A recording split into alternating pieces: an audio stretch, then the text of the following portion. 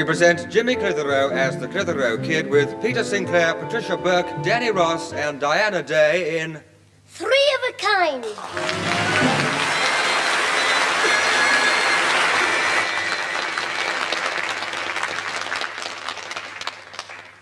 what, Ozzy?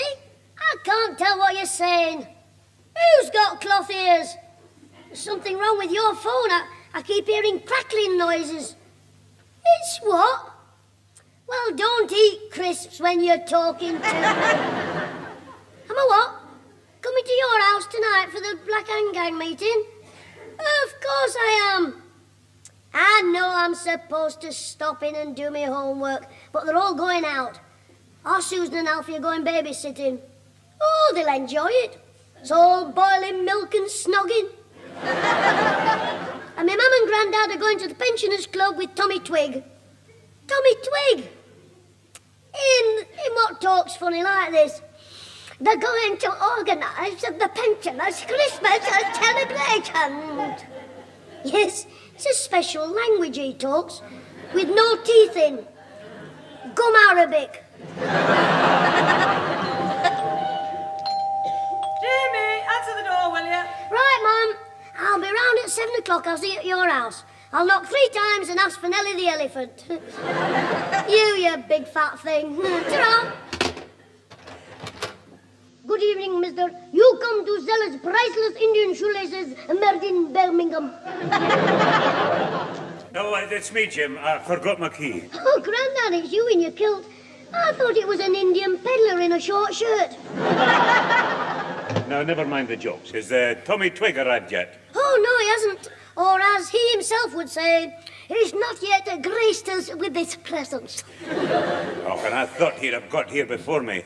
I had a wee bit of an errand to do on the way home. I know, I can smell your breath. Oh, there you are, Father. I'm all ready to go. Oh, where's Mr. Twig? He's on his way, Pat. He had to wait for young Sandra to get ready. Sandra, who's she? Well, it's Sandra Summers, Tommy's young niece. You see, she's staying at Tommy's place while her mother's been in hospital, and we're taking her with us to the Pensioners' Club. What? But, Father, the Pensioners' Club's no place for a young girl. Oh, I don't know, Mum. If she's got a face like our Susan, they might make her a member. Now, that'll do, Jimmy. You see, Pat, Tommy's wife's gone to fetch Sandra's mother out of hospital. But as they won't be back tonight, young Sandra would have to stay in the house on her own. Oh, I see. But I still don't like the idea of her coming to the club. I know. Listen, Father, she can stay here with Jimmy. You what? Me spend the evening with a soppy girl? I'd sooner go to night school. Now, look, my lad.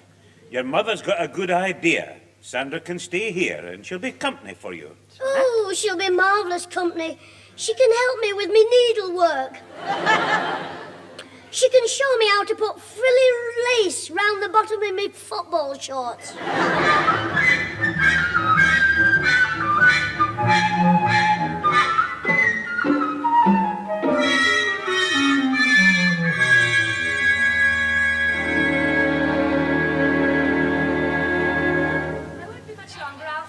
OK, Susan. Well, Sandra, fancy you being captain of your school hockey team and swimming team and all? Oh, it's nothing, really. I'm captain of our junior football team. It's marvellous, Sandra. And you say you're in the athletics team as well? Well, yes, but I don't take part in the track events. I can do 15 feet in the long jump, with the wind against me and all. You know, Sandra, you must have been a very proud girl when you came out top in your exams. Well, I suppose I was, really. 7 times 13 is 91, I think. And Sandra, fancy I'm picking you out of all your class to sing in the school concert. Oh, I do impressions. What did I say to you when we stood standing in the mud? Be soon, I said, didn't I say be soon?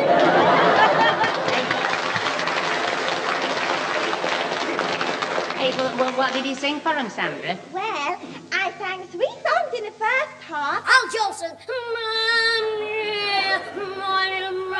Jimmy. The sun shines. Jimmy. The sun shines.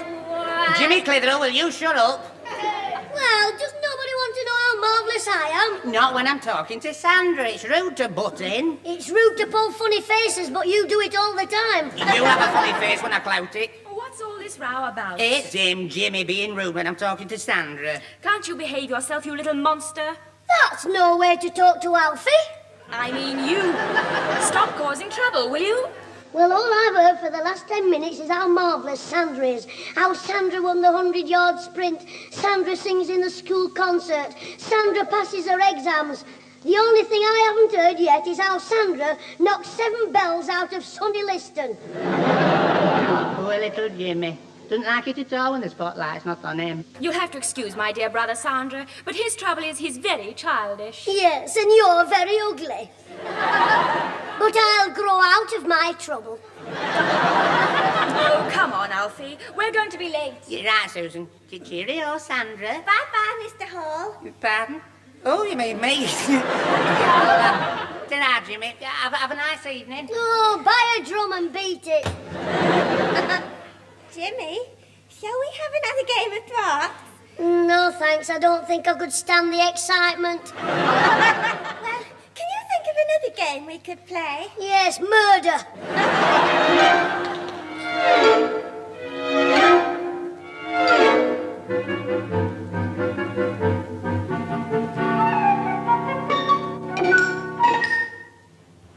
Nice of your mother to say I could travel on the school bus with you, wasn't it, Jimmy? Oh, yes. Very nice. I suppose this bus shelter is a good place to play cops and robbers in. I'm not playing cops and robbers. Oh. Well, have you got toothache? No. Oh, well, if you're not playing cops and robbers and you haven't got toothache, why are you wearing that scarf across your face? Because if the Black Hand Gang see me with you, I'll be wearing splints across me sit-upon.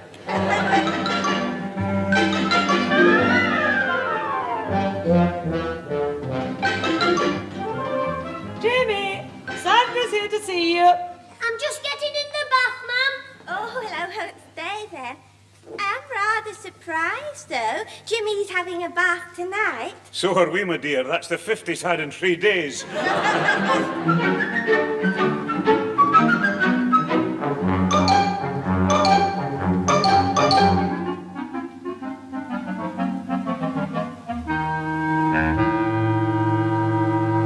Ma'am, I've had as much as I can stand these last few days. When's Sandra's mother going to come and take her away? Oh, look, I don't know why you're getting all het up like this. She'll only be at Mr. Twig's for another few days, till her mother gets really well again. But anything could happen in a few days. If the Black Hand Gang find out I'm mixed up with a girl, do you know what they'll do? They'll pin the coward's badge on me. Well, what's so terrible about that? Before they pin the badge on you, they take all your clothes off. Oh, don't talk silly. I'll go and see who that is. If it's Sandra, I've joined a travelling circus. I'm surprised at you, my lad. All this fuss and bother over a wee girl, just because she's taken her fancy to you. Oh, it's not funny, Grandad. She follows me everywhere I go. I don't get a minute's peace. Well, I'm taking you to the barber shop tomorrow morning. You'll be safe there. I won't, you know. She'll probably be in the next chair having a beetle cut. Come in, will you? Father, it's Mr. Twig and Sandra's mother. Oh, hello there, Tommy. Hi there, Pete. I've got a lady here who wants to make your acquaintance. Oh, really? Oh, that's right, Pete. Allow me to present my sister-in-law, Mrs. Ethel Thomas. Uh-huh. Well, how do you do? So you're Mr. Sinclair. You're a widower, aren't you? I'm a widow myself. Thomas has told me all about you and what a nice man you are. And I must say, Thomas is right. You carry your age very well indeed, if I'm not being too forward. Grandad, it's Alfie Hall in a skirt and blouse. That'll do, Jimmy. Well, that's very nice of you to say so, Mrs. Summers. Oh, and this is my grandson, Jimmy. Oh, yes, I've heard all about him from Sandra, but I'm sure he's quite a nice boy, really. But give me girls any day. Boys can be far too precocious. Mr. Twig, what does precocious mean?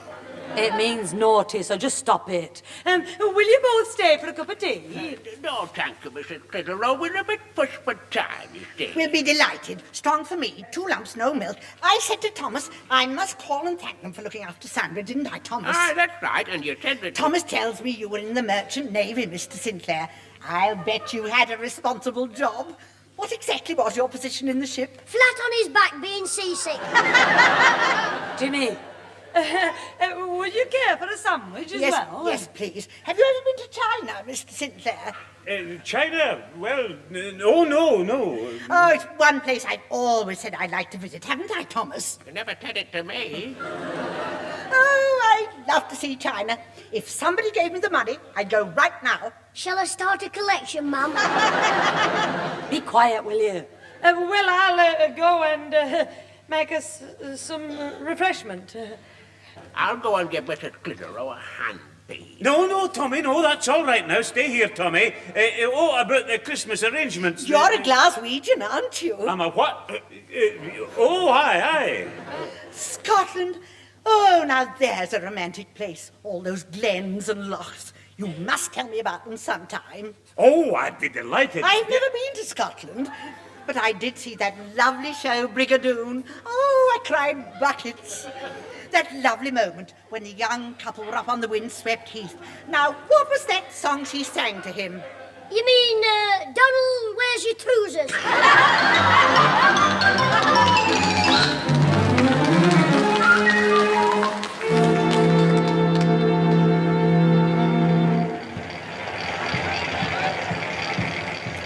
I think it's going to be a good game today, don't you, Pete? Eh? Oh, aye, Tommy. No wonder we had to get canned seats. Look, the tennis is a packed solid. Can you see all right, Pete? I can see fine. Hey, Pete, you're a bit down in the dumps this afternoon. What's the matter? He's having woman trouble, Mr. Twig. How do you mean, Jim? It's Sandra's mother, Mrs. Summers. She wants him to say I will, but he won't. Now, what's my sister-in-law been up to now? I've told you, all that talk about China wasn't for nothing. It'll happen to me granddad yet. What will? You being carted off to your wedding in a rickshaw. She's getting on my nerves. Follows me everywhere. In the library, the supermarket. She even turned up in the Rose and Crown the other night. What, because you were there, Pete? Aye, right in the middle of the darts match. I was just going to throw for the double top when I heard her mating cry. Cooey, Peter, it's me. What happened? Do you know, I got such a shock. I missed the board completely and hit a fellow who was playing snooker. That's right, instead of double top, he got double bottom. Jimmy. Not funny. Well, I've had to put up with the same thing from Sandra. Anyway, we're safe enough here at the football match, Grandad. Maybe. But it's coming to something when you've got to hide yourself among 35,000 people to get a wee bit of peace and quiet. Now, don't worry, Grandad, we're safe here. She'll never find us if she searches till the cows come home. Hurry, Peter, it's me. Well, what do you know? Milking time already.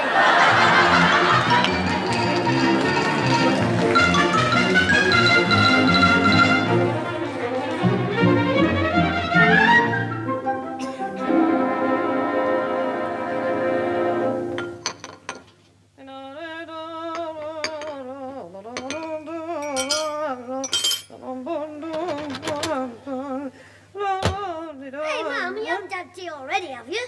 Don't be so silly, it's only 3:30. I just made a cup for your granddad before he had his nap. Well, next Sunday, make some for me before I go to Sunday school. Then I can have a nap while the vicar's giving his sermon.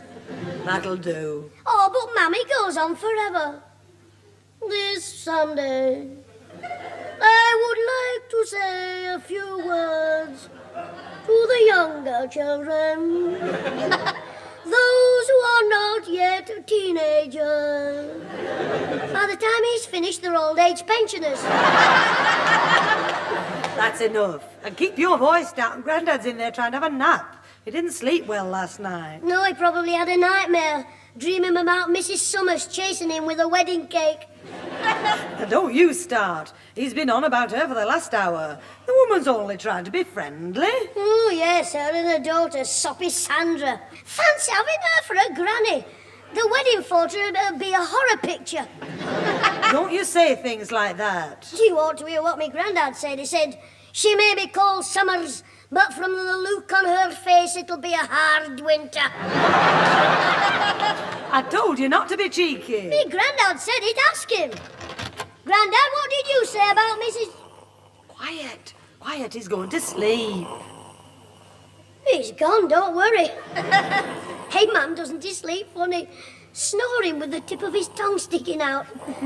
He looks like Mrs. Brannigan's bulldog. Jimmy, stop it. I hope he's seen a cat. It'll be Mrs. Summers.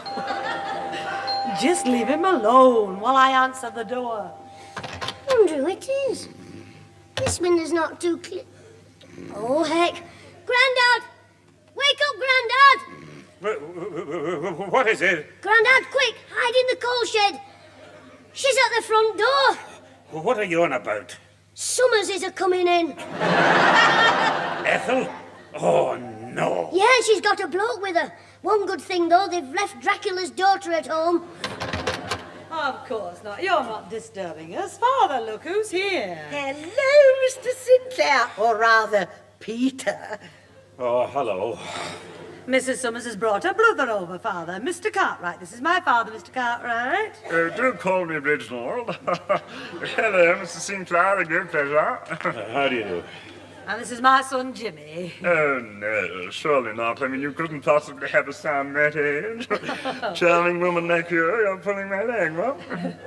We've got a great one here. Well, that's very nice of you, Mr. Cartwright, but I... Reginald, please. Eh? Oh, yes, well, Reginald. But Jimmy is my son, yeah.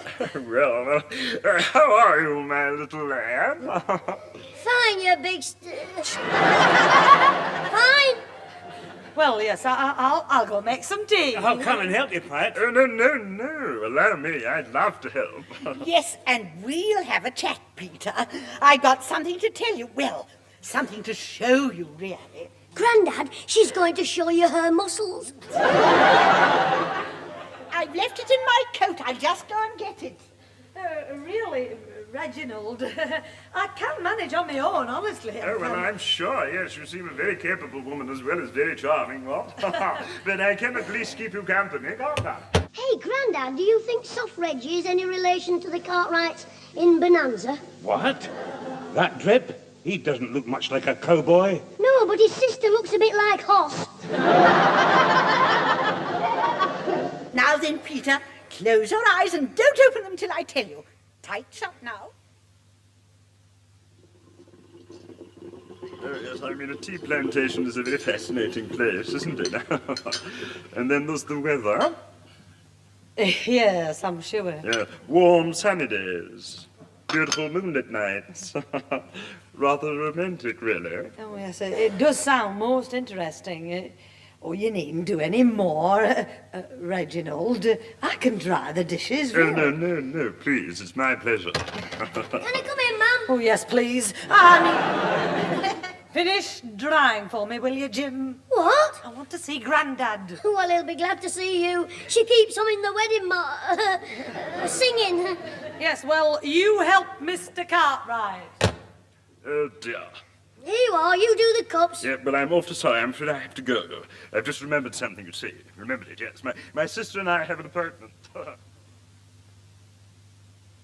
Oh, dear, what a relief to see the back of Reginald. I thought I'd never get rid of him. But, Ma'am, he was only trying to be friendly. Yeah, all right, clever fellow. Well, Pat, and what do you think of Reginald? Oh, I couldn't get away from him. Upstairs, downstairs. In the lady. Now then. Well, now you know how I feel about Ethel. I do. And me with Sandra. They aren't a family, they're a walking marriage bureau. don't tell me they're back. Well, if they are, I'm going to have a bath. Put enough water in for 3 of us. Well, I'll have to let them in, I suppose. The only good thing is, Jim, they'll be gone in a few days. Yes, and before they come back, we can emigrate. Well, come in, Tommy. It's Tommy, Pat.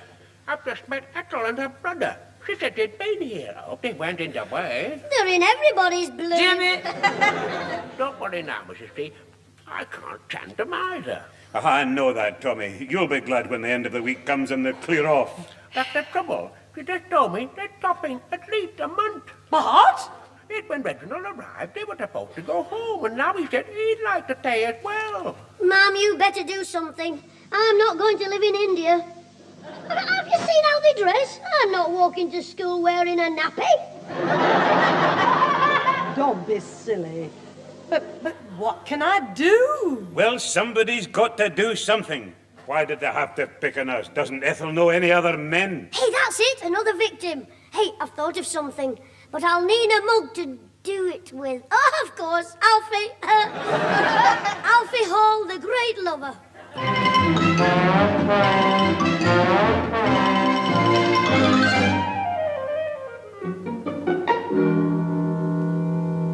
Well, tell Susan not to worry, I won't forget this time. I'll tie a knot in my hanky to make sure. Then you'll lose it. You better tie a knot in your neck. Anyway, I'll tell her. But before you go, there's something I've got to ask you, a favour. You have no money. Oh, not for me, for me granddad. The tap in his greenhouse is jammed and he wanted to know if you'd fix it for him. Well, why didn't you say so I could have done it while I've been gassing to you? I want you here later. So long as you do it tonight, it'll be fine. Well, I must go home now, so I'll do it when I come for Susan. Yeah, 6:30 they'll be back, you say? Yes, we'll all be back at 6:30, but you could have it done by then. Come at 6. I'll see the greenhouse is open before I leave, and you can go straight in at 6, and by 5:30, I'll have you fixed. You can have it fixed, I mean. Yeah, all right, well, I'll be back at 6. Good. Ta-ra then, Alfie. Right, ta-ra, Jim. So far, so good. One fly is in the web. Now for Mrs. Summers, the dragonfly. I'd better do this properly. I know. I'll cover the phone with a hanky like the bloke did on the telly. That's it. Now for a few words from Jimmy Clitheroe. Okay. Hello? Hello. Can I speak to Mrs. Summers, the new... Speaking. Is that you, Peter? Aye, it is, my dear. Your voice sounds strange, sort of muffled. I've got a wee call, the new. You can. I wanted to see about something very special, the new. See me? Now, do you mean? No, I'll not be home till about 6 o'clock, you can. Pardon? At 6 o'clock? There'll be no one else in the house. Not even a moose loose. It's a very bad line. You want me to come to your house at 6 o'clock? And if there's no answer at the door, come round the back, 'cause I'll be working in the greenhouse. Right, Peter, I'll be there. Bye-bye, Peter. Or rather, au revoir. And good riddance. Well, now for Susan and Reckless Reggie. There's going to be a hot time in the old greenhouse tonight.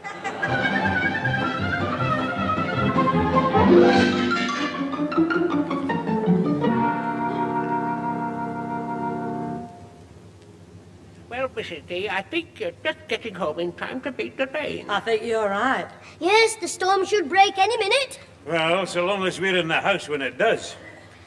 Yes, the greenhouse.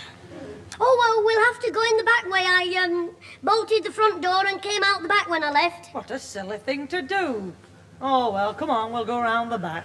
It were a good do, wasn't it, Pete? Especially since the white relative didn't show up. Aye, the first peaceful outing I've had for a fortnight. Yes, I wonder why they didn't arrive. Yes, I wonder.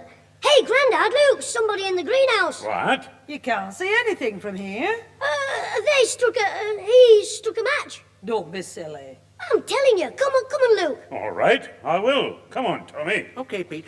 Do you think somebody's after your rhododendrons? Oh, well, we'll soon see. Here, the key's still in the nail outside. Oh, thank goodness someone's come. That's Ethel's voice. Ethel, what are you doing in there? Pinking his rhododendrons. We've been in here for half an hour. Oh, what an experience. I bet it was. Alfie Hall, wait till Susan hears about this. About what? You and Alfie snogging among the sunflowers. Oh, you little imp. I'll clout you. I'll be doing the clouting if there is any. You woman chaser. Now look here, Peter. Mr. Sinclair to you, you baby snatcher. A woman of your age sneaking off into the greenhouse with my granddaughter's boyfriend. Father, how dare you? Now, don't you interfere, Pat. That's right, mind your own... Don't argue with your father, ma'am. I was fixing the tap and she came in and shouted, "Cooey!" I dropped my spanner, she screamed and the door shut. It was the wind. What wind? A likely Tory, I must say, I'm ashamed of you, Ethel. Don't you talk to me like that. Talk to you, you're nothing but a jeddy bell. That's what you are, a jeddy bell. I'll smack your face. Don't you dare, or I'll forget I'm a gentleman. Gentlemen, you're a Highland bull. And you're an English... Now, let's all calm down. Ma'am, go and make the tea. What? Shall I make some tea? What's all the shouting about? Yes, it sounds like it rising on the old tea plantation. Susan, so you're with him, are you? Yes, we've been in a cafe. I got a phone call. What? So he's been chasing you while his sister's carrying on with Alfie? Well, that does it. Clear off, both of you. Go on, clear off. Oh, I say, old man. And don't hold man me, or I'll... Clout him with your pension boot. Fight you with my pension. Aye, shut up. Come on, Reginald, we're going. Yes, but I say, I mean, Come on, I've never been so insulted in my life. I shall see my solicitor, and I'll see you all in court. Mrs. Clitheroe, Patricia, I just don't know what to say. If you're stopping, you better say your prayers. You better go and take Ethel home. Oh, yes, of course. Goodbye, all. I mean, ta-ta. Goodbye, everyone. And that includes me. Pack your traps and get out of my house. And tell Ethel if she doesn't go, I'll have a word with the vicar. What is all this about, Alfie? What's happened? Don't ask me, I only come in to mend the tap. Oh, Grandad, you were great. Oh, Jimmy, so were you. What are you laughing at? What is this? I told you I had an idea. You don't mean to say you planned this? 3 phone calls to Ethel, Reggie and Susan. A chat with Alfie and boom, up went the balloon. Oh, no. Oh, Jimmy, you're an awful boy. He's not a boy, he's a genius. He's a Bobby. He's a Bobby Daddler. A Bobby Daddler. Oh, don't embarrass me. Well, it's got me baffled. Would somebody explain how I came to be here? Well, according to our teacher, once upon a time there were 2 monkeys. A mummy monkey and a daddy monkey.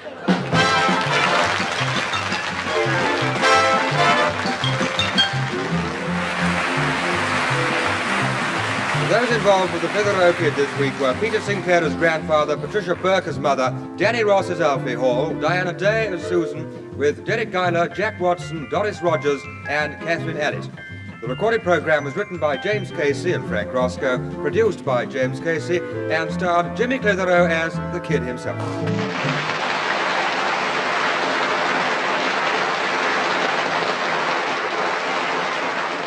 Our friends have gone home. I've been wondering if I made a mistake, because Sandra gets lots of pocket money, and you see, if Mrs. Summers had married Grandad, she'd be my granny, and Sandra is her daughter. Well, I mean, I don't see how the gang could say anything about me being treated to the pictures by me Auntie Sandra. Ta-ra!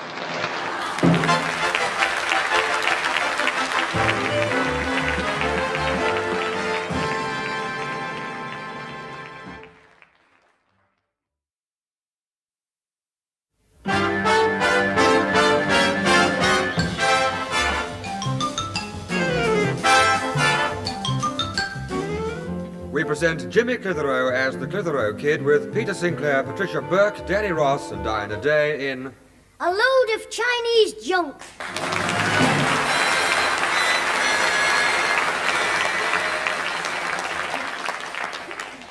Right, Alfie, the magic card trick. Take a card, look at it, but don't let me see it. Then put it back in the pack. All right, Jimmy. Well, I've done it. Now, are you sure you've remembered what it was? Yeah. Are you positive? Of course I am. It was a 10 of spades. Alfie, I'm supposed to tell you that. Take another one. No, don't, Alfie. Him and his magician's outfit. He's been like this ever since Christmas morning. Listen, sister dear, I'll do some real magic in a minute. I'll make you look pretty. Come into the living room, will you, please? What do you want me for, Mum? Mr. Benson, your school teacher's here. Right, Mum. What's your Pete doing here? Go and find out and leave us alone. Right, old fish face. He's probably come hum-yah to tell me I've won a scholarship. Hum-yah. To Rodin. Hum-yah. Here's Jimmy now, Mr. Benson. Ah, there you are, boy. Yeah. Yes, sir. Happy New Year. Hum-yah. Jimmy, Mr. Benson and I were just talking about the pantomime. Hey? Oh, yes, tomorrow night at the Empire. Aladdin. Me granddad's gone to book seats for us. No, not that pantomime. Yeah. We were discussing our school. Yeah, pantomime. Dick Whittington. Oh, yes, him and his mangy old cat. That'll do. Mr. Benson's brought me some tickets for it and some very interesting news as well. What's that? Don't tell me the cat's had kittens. I don't think that's very funny. Charlie Thompson wouldn't think so either. He's the cat. I was telling your mother that you refused the chance to play the title role. Well, I don't like Dick Whittington. It's got no magic in it, not like Aladdin has. And when he comes home from the sea voyage, Dick Whittington gets the girl. What girl? Alice, Alderman Fitzwarren's daughter. Yeah. That's right, and I was supposed to kiss her as well. Oh, I see. That's why you didn't want to do it. You didn't want to kiss the girl. Girl? It's my pal Ozzy in a wig. Well, I must be going, Mrs. Clitheroe. I'll see you to the door, Mr. Benson, and thank you for the tickets. Not at all, dear lady. I'm sorry that James has disappointed you. Shove off, blabbermouth. Coming round here, spoiling me Christmas. Should have come yesterday, Boxing Day, then I could have hit him. Hello, Jim. Who's that your mother's shown up? Our teacher, Hum-Yah Benson. He's left some tickets for the Rotten School pantomime. Hey, that reminds me. You've got ours for Aladdin tomorrow, haven't you, Grandad? I want to sit downstairs so that I can throw peanuts at the drummer. Well, I didn't get any seats downstairs or upstairs either. They were fully booked up. What? But you promised, Grandad.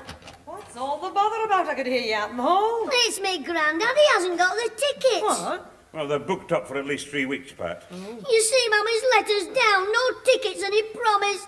Grandad, you've got to ruin my Christmas now, you have. Now, listen, Jimmy. And after I let you buy me a new train set so you could play with it. Look, will you let me finish? You see, on my way back, I met Harry O'Reilly. Well, it's a chap I have a drink with occasionally. Isn't he the Irishman who keeps the newsagents in the high street? Aye. He's a ticket agency as well, and he books seats for the theatres.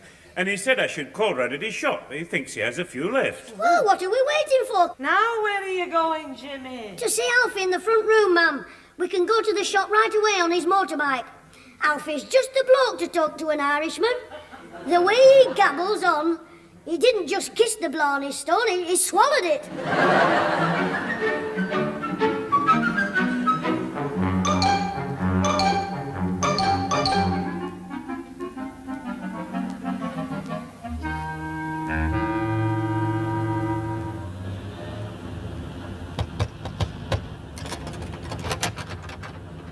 Yes, and what would you be after wanting? Oh, at last, he's opened the door. Ah, well, I had to. There was somebody knocking. That was us, me and Jimmy. We're sorry to disturb you, but it's urgent and we've come round specially on me back to get them. Bless me soul. A leprechaun with a tin hat on.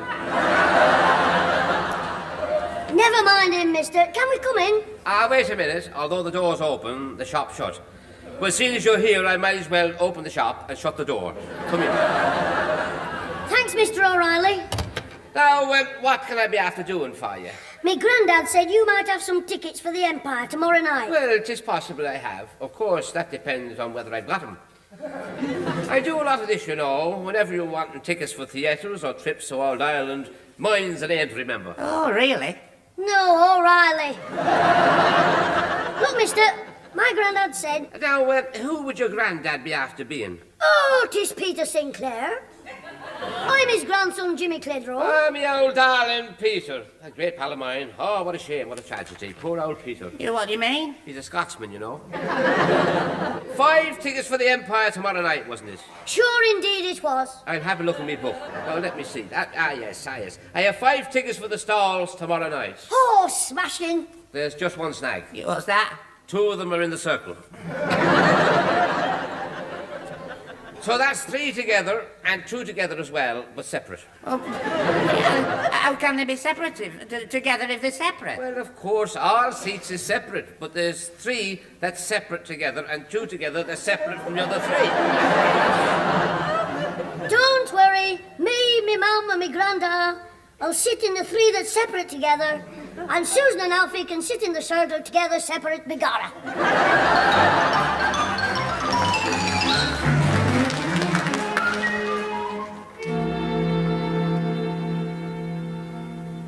Good night, Father. Oh, good night, my dear. Oh, dear. Look at the time. 11:30. Good night. Good night, love. Hello. The wee fella's still got his light on. This time of night. Jimmy, what are you doing? Oh, Grandad, you frightened the life out of me. I thought you were the Emperor of China in a kilt. What? Like in this book about Aladdin and his wonderful lamp. I just got to the part where Aladdin's being threatened with the chopper by this horrible emperor, with the squinty eyes and big red face, and I looked up, and there you were. Well, never mind the comedy. Now it's 11:30. Just put the book away, and I'm turning the light off. Oh, I'm not tired, Grandad. You don't sound it. You can read that book in the morning now.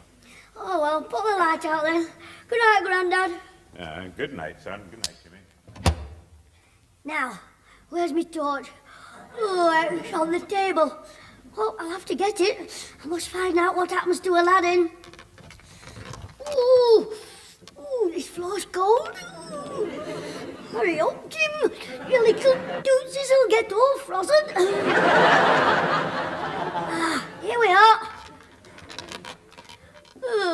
That's better. Now, where was I? Aladdin was... No, here we are. One day, Widow Twanky walked into her Chinese washhouse. Chinese washhouse? Oh yeah. Shouting for her son, Aladdin. Aladdin! Aladdin! Aladdin! Where are you, Aladdin? What do you want, ma'am? She wants me. I'm Aladdin. You're my soft Chinese brother. I know that. I'm washy-witty. Wetty-wishy. You're wishy-washy, you twitty. Have you finished the laundry for Mr. Ling Hu? Oh, Wishy was doing that. Wishy, have you finished that laundry? For who? Yeah. What? The laundry for that bloke. Who? That's right. Is it done? Oh, what's his name? Who? The bloke you're talking about. Keep telling you, Ling Hu. His first name's Ling. Oh. At last, you've got it. Now find his laundry. By the way, Aladdin, is the Emperor's laundry ready to go to the palace? He's already got it, ma'am, hasn't he, Wishy? Who? Don't start again. The Emperor's laundry. We took it, didn't we? Oh, yes, this morning I got paid for the lot. 7 woolly pattern nightshirts, 5 pairs silk long johns, and 12 Chinese kilts, 4.80. But that doesn't come to 4.80. See, I told you, Wishy, you've charged the Emperor halfpenny too much. He'll hang you in the marketplace by your pigtail. No, he didn't pay me. He was leading the procession for the princess's birthday. Yeah, she looked lovely. Wishy, you didn't look upon the princess. Don't you know that any man who looks upon her gets his miserable head chopped off? Honourable son Wishy must flee the country. Go across the 7 seas, and there you will find your Uncle Chang Lung Tong, who is a wealthy merchant in a land of sunshine, peach blossom, and honey. Where's that? He's got a Chinese cafe in Wigan. Pardon the interjection, but does Dick Whittington live here? Who are you, sir, coming into my humble Chinese home? Oh, well, Alderman Fitzwarren's the name, like, you know. I'm looking for Dick Whittington to take him aboard me lugger. Well, you're in the wrong country. This is Peking, China. In fact, you're in the wrong pantomime. Get out. We don't want anything to do with Dick Whittington or his daft moggy. Ta very much. Yeah, me very muchy Sally. Yeah, ta-ra, wacky. What were all that about? Never mind that. You've got to run away before the Emperor's Guard finds you. No, Mother. I am in love with the Princess Susie Wong. You what? After you've seen her face, she's got a clock like a bowl of chop suey. Hey, what's that? It's the Emperor's bagpipes. Bagpipes in China? Yes, it's since he got the telly in the palace. He's changed from rice to porridge and sacked the court physician. He's got Dr. Finlay.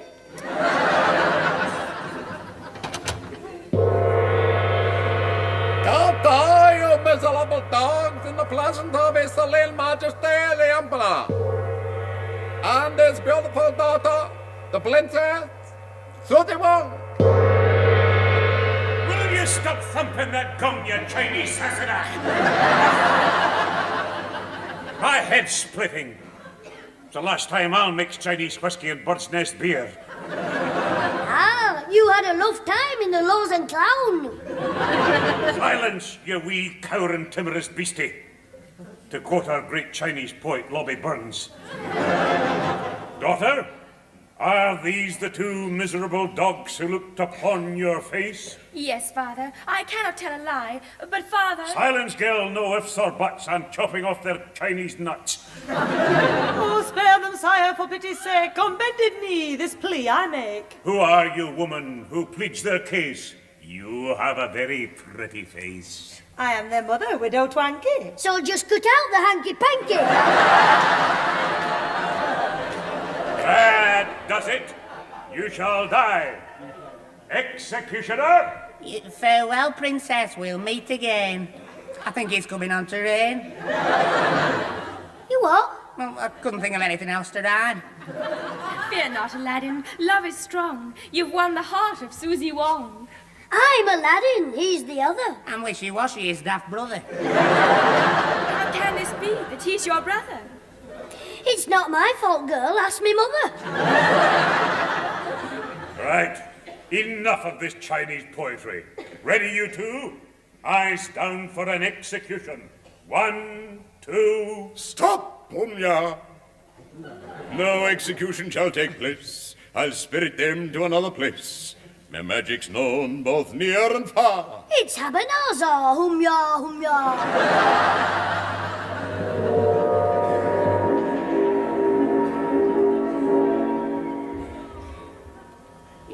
Aladdin, what happened? A minute ago we was in the wash house and now we're on top of a mountain. Where is he? Behind you, Mya. Help, he's got me! Shut up. Can't you see who it is? Who has, Mr. Have a Banana? Ebenezer, Mya. I'm your long-lost uncle whom you have not seen for many years. I don't remember ever seeing you at all. You wouldn't, Mya. I ran away from China when you were born. So did his father, but my man brought him back. Anyway, thanks very much, Uncle, for saving us from the chopper. Well, if you want to thank me, you can do me a little favor. Right, Uncle Umya. You name it, we shall do it. Now, you see that rock there, boy, next to a small hole in the mountainside? Yes? That is the entrance to a dark, mysterious cave which I want you to enter. Oh, we shall do that. I would go myself, yeah, but the entrance is too small. Oh, wish you can get in.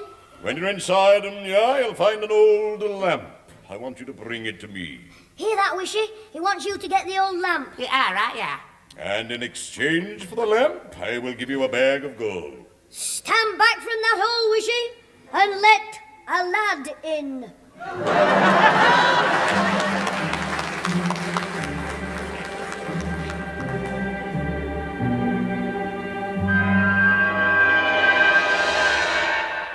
No lad in, haven't you found that lamp yet? Yes, but I found something else. It looks like a big box of diamonds. Never mind anything else, bring me your lamp at once. All right, keep your beard on. Want to see what else there is? Wonder what's in this box. It's full of gold coins. Thousands of them. Just think what I could do with all this money. I could walk into High Chang's toffee shop and buy 15 tons of jelly babies. And then chuck the lot at the Beatles.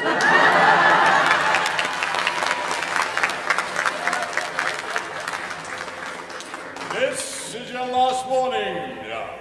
Bring that lamp now, or suffer the consequences. Oh, lie down and give your mouth a rest. You impudent boy, you will stay in that cave forever.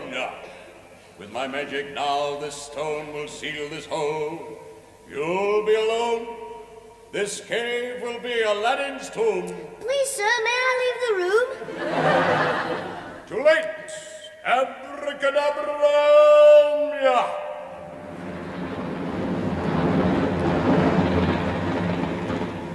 Hey, stop playing jokes on me.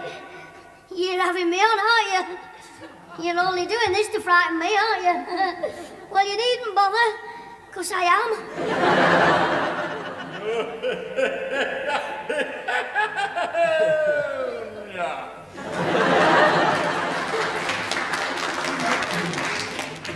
He's gone. Help! Help! Oh, excuse me, are you Dick Whittington? You what? You're Alderman Fitzwarren. Yeah, that's right, Mike, yeah. Now, come on, Dick, I mean, stop messing about like, you know, I mean, where's the boat? There's no boat. I'm Aladdin.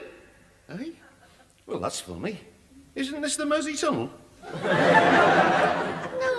it's a cave in a mountain in China. Get away.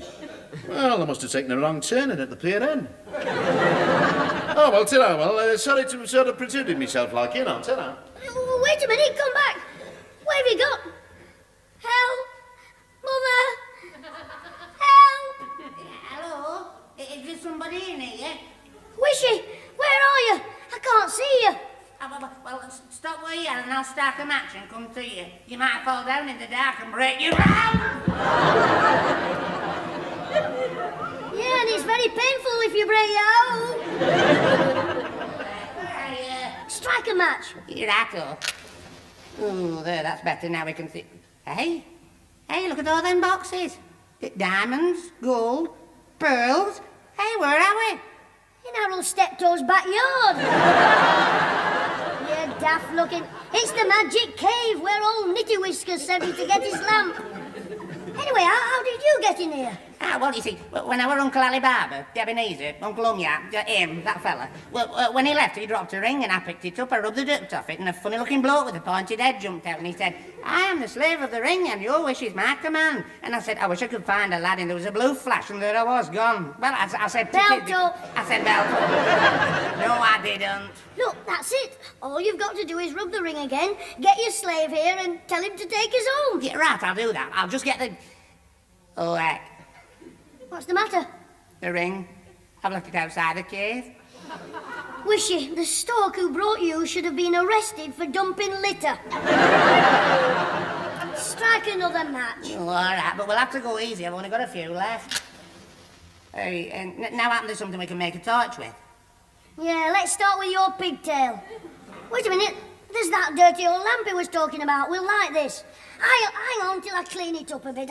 I'll just give it a rub. Help, it's a goose with a green head. Top of the morning, cheers. I am the genie of the lamp. He's the genie with the bright green hair. I'm here to obey your every command, and I'll do anything you tell me as well. Aladdin, it's another of them, like the bloke in the ring. Did you come out of the lamp, Genie? I did and all, and delighted I am to be here and out of there. After 2,000 years in that lamp, it was getting on me wick. Look, can you get us out of this cave and take us back home? To hear is to obey, O master. Now both of you keep your eyes tight shut and watch what happens. Oh, little people from the bogs, dress these lads in the finest togs and speed them home through this solid rock with the beard of me father, Joseph Locke.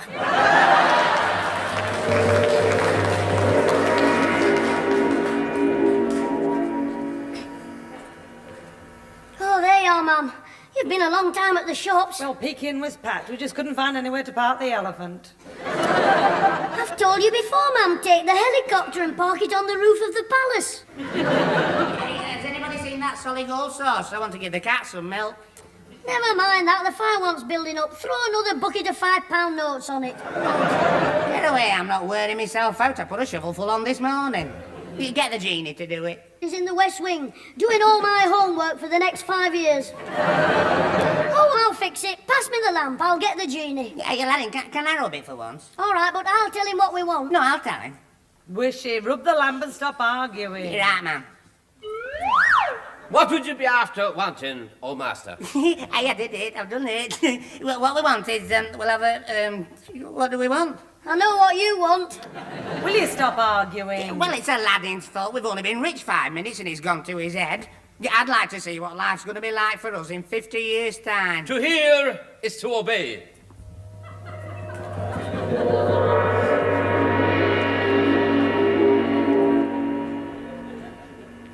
Wishy, how long have you had that white beard? As long as you've had that bald head. No, quiet, you do. It's cold over here.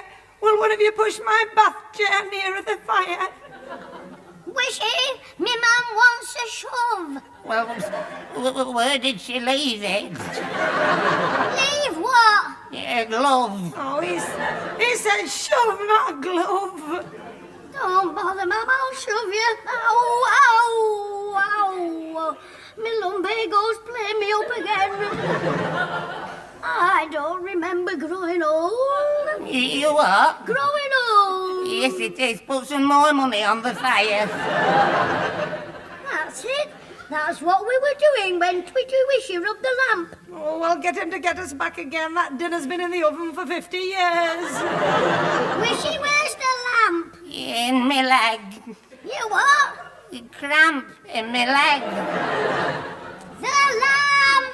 Oh, the lamp. Yeah, then. Right now, then, I'm rubbing. And what would you be after wanting, old master? I'll give you, old master, you daft genie. Take us back where we were. To hear is to obey.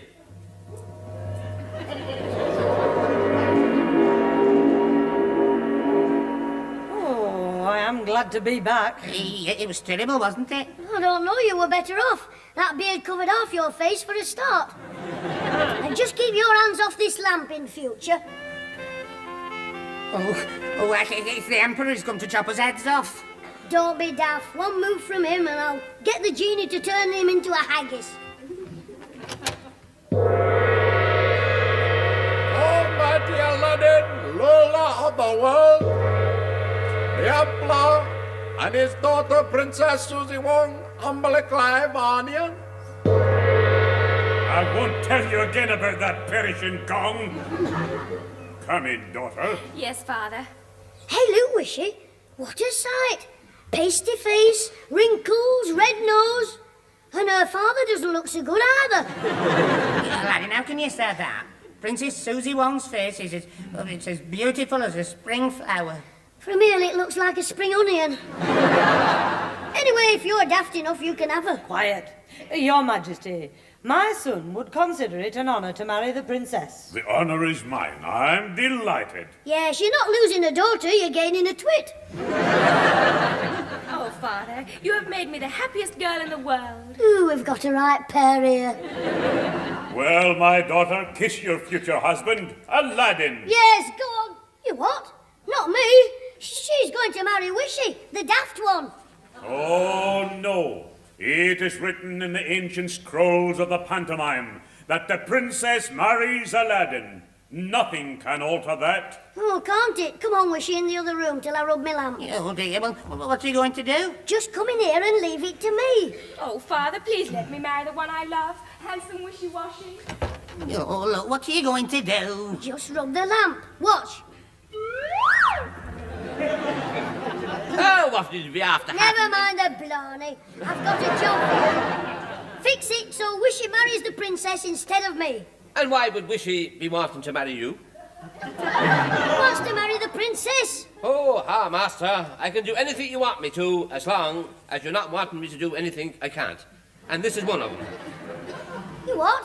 Tradition says Aladdin must marry the princess. Well, you've got to do something. I'm not marrying Scraggy Susie. I know. If you change me into wishy-washy and wishy-washy into me, then Aladdin could still marry the princess, but it wouldn't be me. That's it. Make him me and me him, and then she marries him, but it's not him, it's me, and he goes off with me instead of him, because I'm him, eh? Spoken like a true Chinese Irishman. Oh, little people across the sea, change he to him and him to he. So he who bears Aladdin's name will then be different, but the same.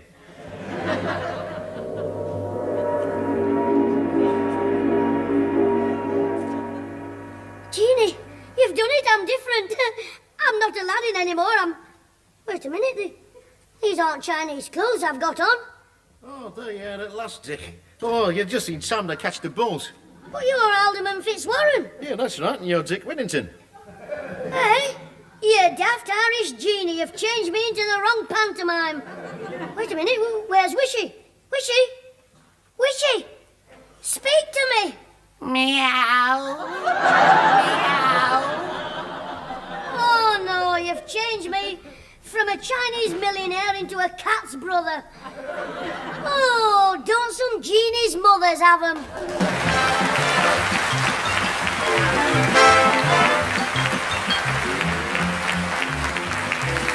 Those involved with the Clitheroe Kid this week were Peter Sinclair as grandfather, Patricia Burke as mother, Danny Ross as Alfie Hall, Diana Day as Susan, with Derek Guyler and Harry Bailey. The recorded programme was written by James Casey and Frank Roscoe, produced by James Casey, and starred, as usual, Jimmy Clitheroe as the kid himself.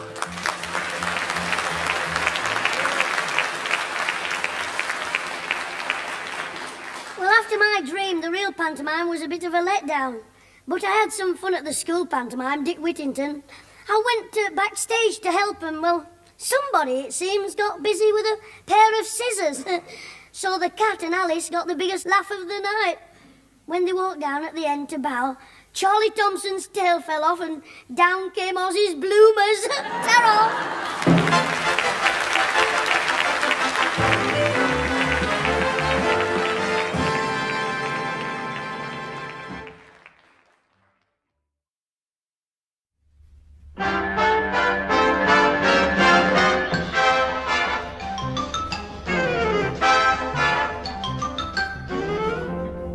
We present Jimmy Clitheroe as the Clitheroe Kid with Peter Sinclair, Patricia Burke, Danny Ross and Diana Day in The Gathering of the Clan.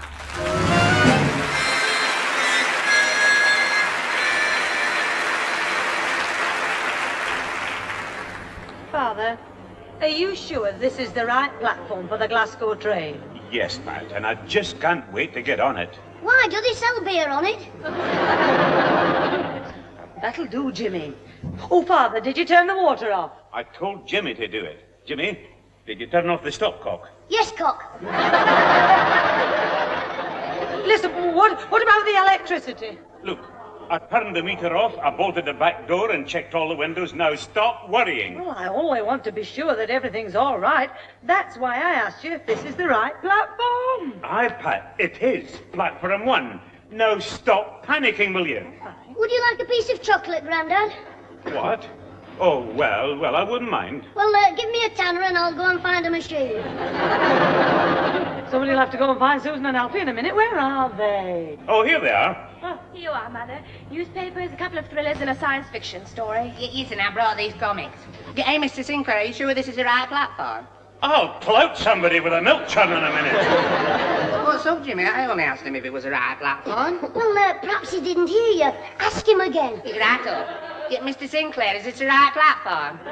Look, Alfie, for the last time, this is the platform for the 10:15 to Glasgow. Platform 1. I've told Pat, I've told Jimmy, now I'm telling you.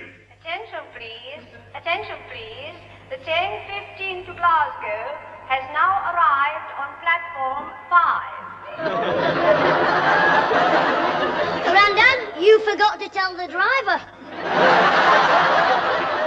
Oh, no. Well, come on then. Let's get over there. Right, everybody, lift that box, tote that case, up the steps and over the bridge, and the last one there's a sissy. Oh, Jimmy, stop trying to swing on that luggage rack. Who do you think you are? I'm Jimmy McTarzan, the Scottish jungle man. Oh, your kin. Sit down and be quiet. Well, I'll have nothing to do now I've read me comics. I'll bet me granddad will be a long time in that dining car. Why, that is only gone for a cup of coffee. Yes, and half a dozen whiskies to take the taste away. Don't be silly and just be quiet. Well, I've got nothing to do.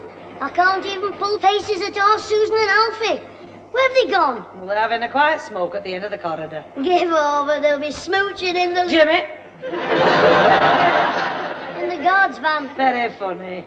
Now just be still for a minute. Right, Mum. Hey, Mum, is great Uncle Angus coming to the station at Glasgow to meet us? No, I arranged with Aunt Flora that we'll make our own way to the house. Pardon me, but I understand there's a spare seat in here. Huh? Oh, yes, that one over there. Oh, thank you very much, yes. The young couple in the corridor just told me about it, yes. I was in another compartment, you see, but I couldn't stand the noise. The woman with the baby had held the place down. I can't stand babies when they cry. Jimmy. Well, we don't want him in here, Mum. Why can't he go and sit with the driver? Oh, well, let's me have a sec on the rack. Now for a little quiet sit down. Hang on. What's the matter? Oh, you nearly sat on me lollipop. I got it. Do you want a suck? No, thank you. I just want to sit down quietly here and have a little tiny bit of peace. We're going to Glasgow for the, hoggy money. Hog money. Oh, really? Yes, that's very interesting, yes. Yeah, and I'm going to a circus and the Rangers and Celtic match. I mustn't miss that. It'll be better than Everton. Oh? Why is that, then? Well, in Scotland, they throw pint bottles. Yes, most amusing. Jimmy, stop annoying the gentleman. Just find something to do. Oh, all right. Hey, I know what I'll do. I'll find that nerve spot in my leg where it jumps up when you hit it with your hand. Hey, watch, Mum. Jimmy. Look, I hit myself just below my knee like this. Yes. Oh, my leg! Oh, you've kicked my leg. Oh, sorry, mister. Here, I'll rub it better. Yeah, keep your hands off me. You boy, Jimmy, will you stop it? Well, I'm only trying to make him better. Mister, have a drink of me lemon squash. No, thank you. Oh, go on, you like it. Here you are. Oh, get away from me. I don't want to drink your silly lemon. Oh! Now, look what you've done. Lemon squash all down the front of my shirt. Sorry, mister. The train lurched. Hey, take your shirt off and we'll wring it out. Jimmy, out you go in the corridor.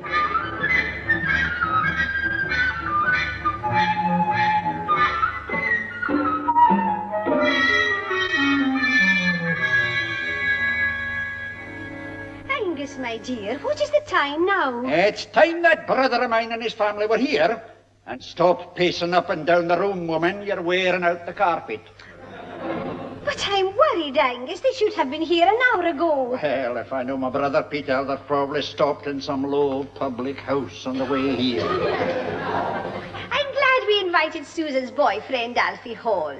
Angus, you remember him last New Year's Eve? How could I forget? It's bad enough having another Sassenach coming into the family without it having to be an addle-pated numbskull like him. Now, Angus, you're getting into one of your moods. It's Hogmanay, and we've got guests arriving. Can you be a bit sociable for once? Of course I can, woman. The way you talk, you'd think I was a miserable old Scrooge. And don't keep poking the fire. The coal burns quick enough as it is.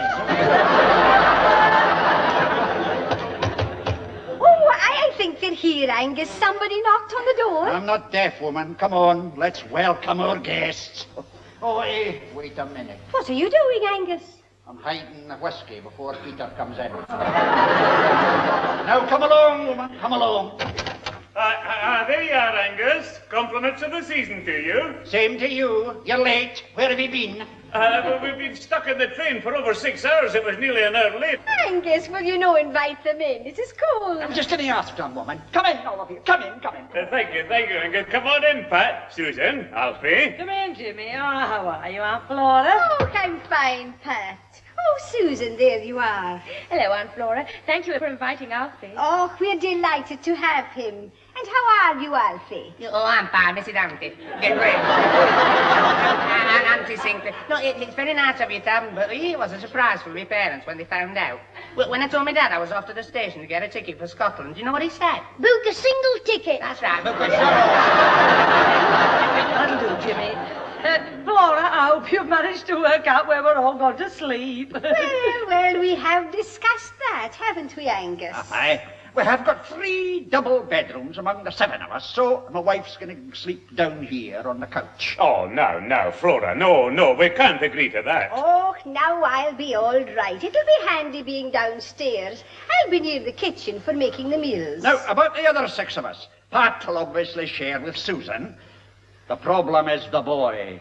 I thought it would be. Jimmy, how do you mean, Uncle Angus? Well, is he going to share with me, with Peter, or with Mr. Hall here? Well, I don't want to share with me Grandad, not on New Year's Eve. I shared with him last year. What a caper. He kept trying to get his pyjama buttons on over his head.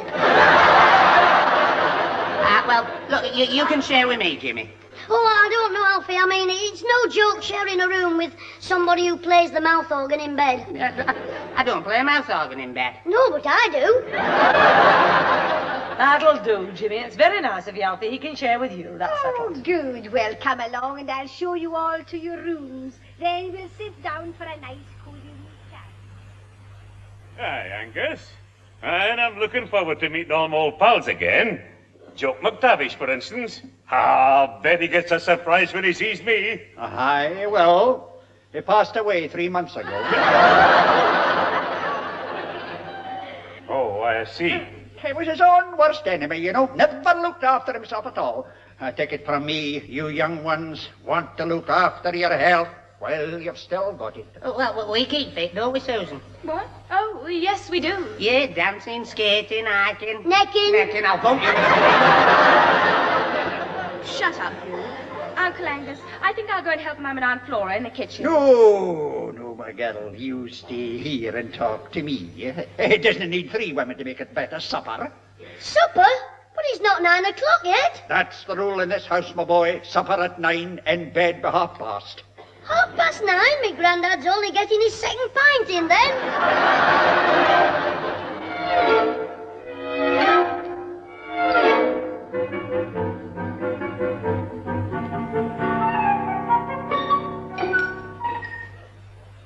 Come on, time to get up, you 2 sleepyheads. What's that? Well, what's wrong? Up you get, out to bed. Come along now. Is the house on fire? Don't be daft, it's time to get up. What time is it? Nearly 7 o'clock. Come on now, the early bird catches the worm. It's still dark. The blooming bird couldn't see the worm.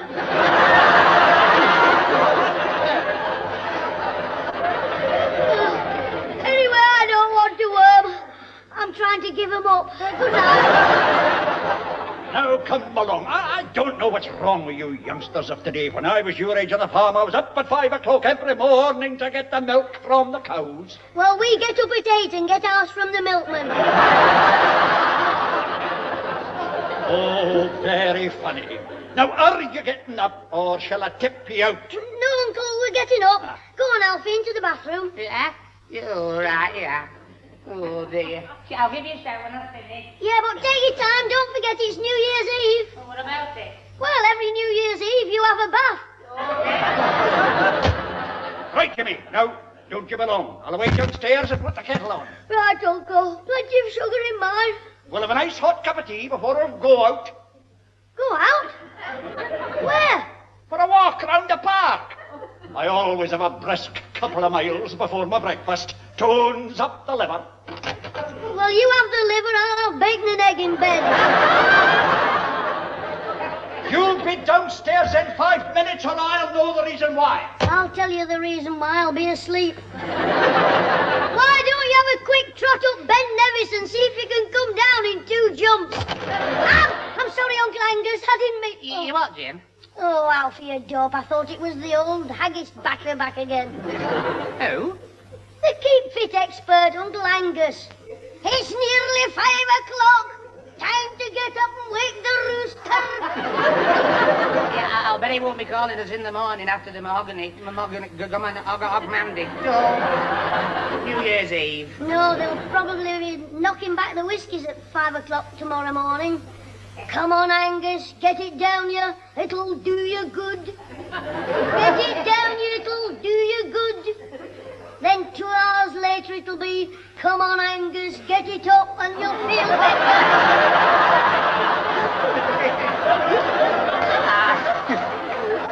Well, you better get up. Remind me to set that little alarm clock of yours tonight. For once, I'm glad I'm not old enough to drink. I must wish my Uncle Angus a happy hogmanay tomorrow morning, around about milking time.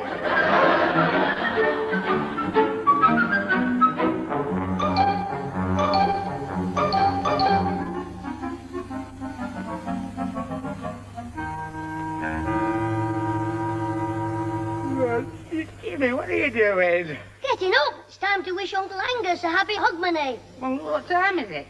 Nearly 7 o'clock. I don't know what's wrong with the old men of today. When I was 65, I was up at 3 in the morning milking the pigs. Get away. Who drinks pig's milk? Little pigs. Are you coming to do a Billy Cotton with me? I am not. Your Uncle Angus might give me a violent fling through the window. All right, but I'll leave the door open so you can hear me shouting. I hear you shouting for mercy when he clouts you. Wish I could play the bagpipes.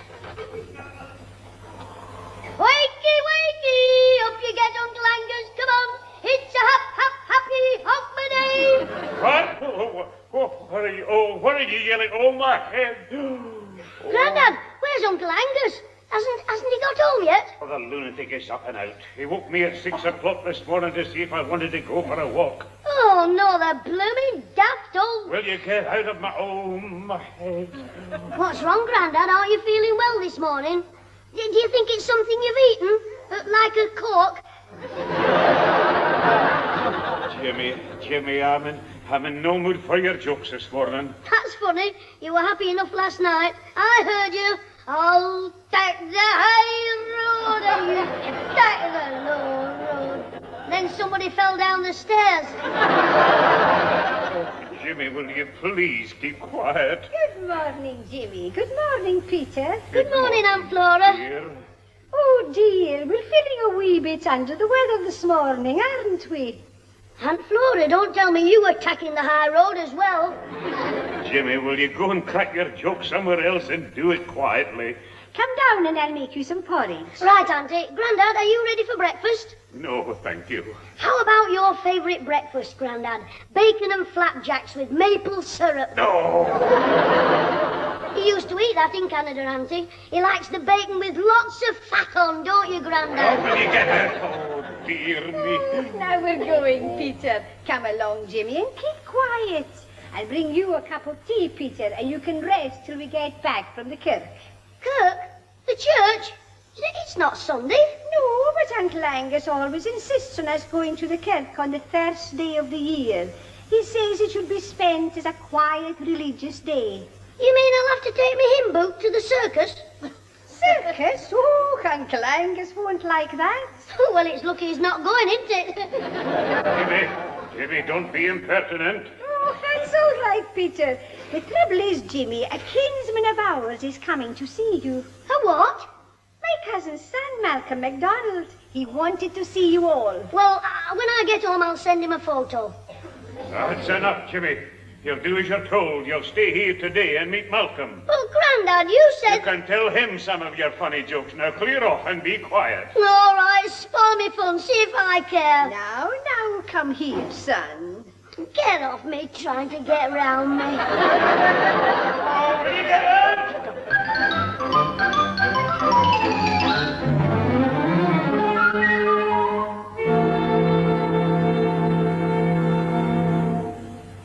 Alfie, where are you going? Yeah, but down to the shops to buy a present for me, Mum and Dad. It's something they've always wanted. You mean a son? Yes, it's no, funny. No, it's an electric blanket.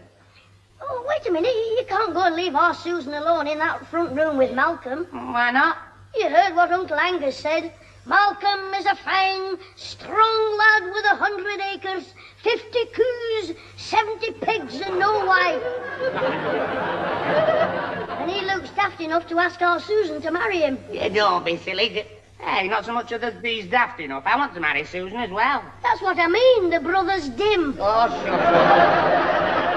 Yeah, anyway, I talked to him for half an hour and he hardly opened his mouth. He was waiting for you to breathe. Anyway, I'll go and keep an eye on him. Although why he'd want our Susan when he's already got 70 pigs, I don't know. One of these days I will thump you. Hello again, Malcolm. Has Susan been making you laugh? No. You're the one with the funny jokes, brother. Yes, but you've got the funny face. Oh, keep quiet. I'm talking to Malcolm. Oh, sorry if I interrupted your little chat. Oh, do carry on, Sister Dell. Is it nice living on a farm, Malcolm? Oh, aye.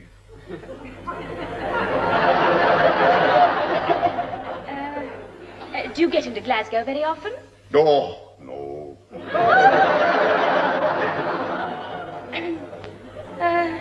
I suppose you watch television a lot, being out in the... No.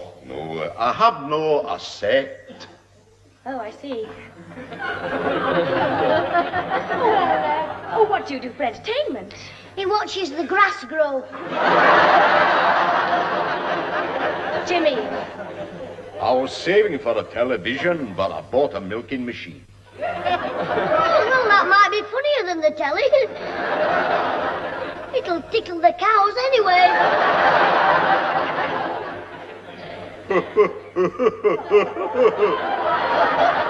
Malcolm, are you sitting on your sporran? Oh, that was very funny. Watching the grass grow for entertainment. Oh, we've got a right Mac twit here.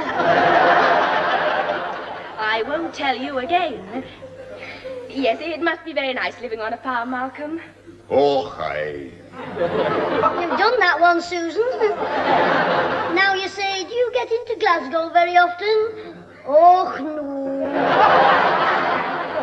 I'd like you to come to my farm, Miss Clitheroe. Oh, now, Malcolm, there's no need to call me Miss Clitheroe. No, call her what everybody else calls her. Oh, Susan. No, fish face. Look, will you get out? You can't put me out. It's not your house. I wish you could take her to your farm, Malcolm. She'd be company for the goat. I have not got a goat. Well, she could do the cooking. My mother cooks for me. Oh, don't mean for you. I mean for them 70 pigs.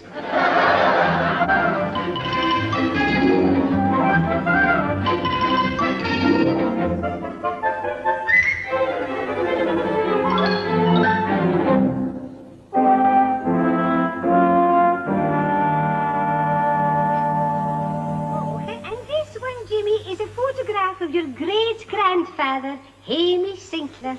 You mean me granddad's dad? Aye, and your Uncle Angus's father, too. Oh, he's very like your granddad, Jim, don't you think so? Yes, he's holding a bottle.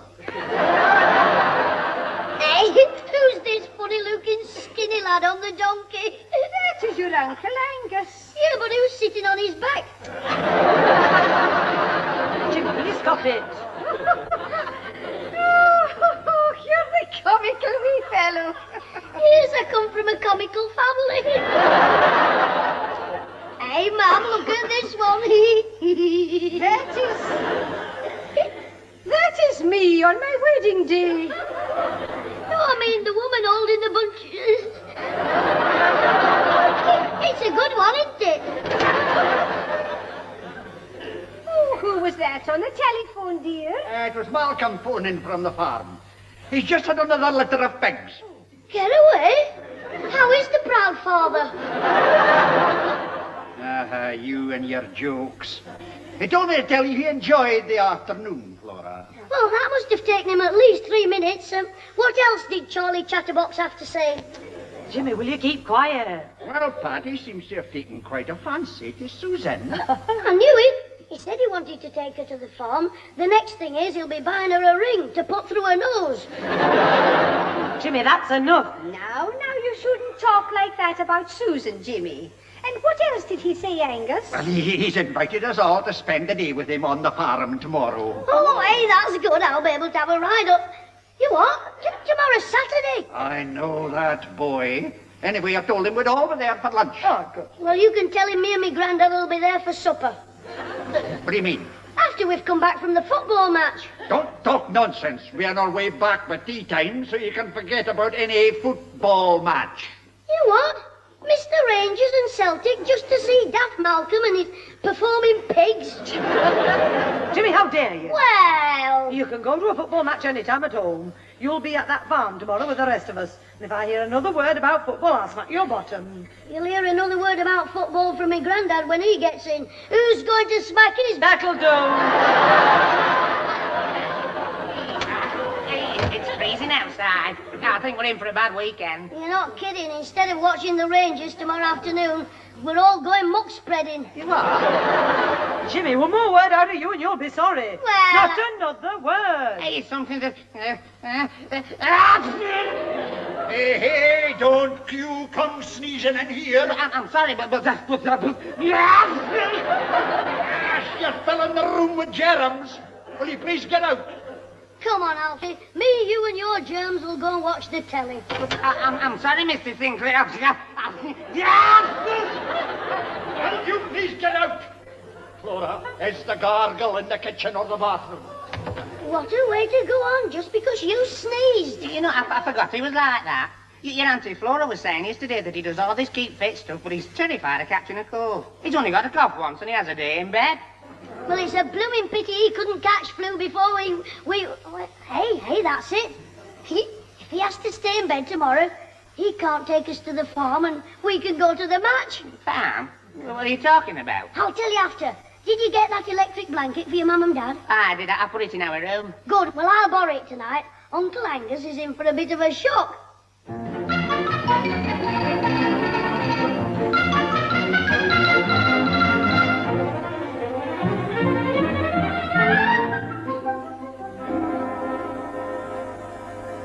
Bring it in, Alfie. They're all downstairs. There's nothing to worry about. Yeah, but I still can't see how this will give Uncle Agnes a cold. It won't. He'll just think he's got one. Anyway, don't argue. Get the electric blanket under his sheet while I put the sneezing powder on his pillow. Hey, but what if he smells it? He's got no smell. Hasn't it? Hey, no, you're right. Quiet, you fool. Get that blanket under his sheet. All right, I'm doing it. And hide the wire under the carpet near the door so that I can just open the door, put my arm round and switch on when he's asleep tonight. He'll be in bed at 9:30. I'll switch on at 10 and by tomorrow morning he'll be nicely cooped. No. Yeah, but when he wakes up at 6 o'clock, he'll realise what's happened. He won't, you know, because you'll switch it off at 5:30. Oh, I see. But you what? Me switch it off? Yes, he'll never hear you. Auntie Flora says he sleeps like a log. Yeah, and so do I. I'm not getting up at 5:30. No, you're getting up at 15:15, so don't forget to put your alarm on. Look, you've got to do your share. I've told you, if we go to that farm, you and Susan are finished. In no time at all, she'll be married to Farmer Mac, the pig fancier.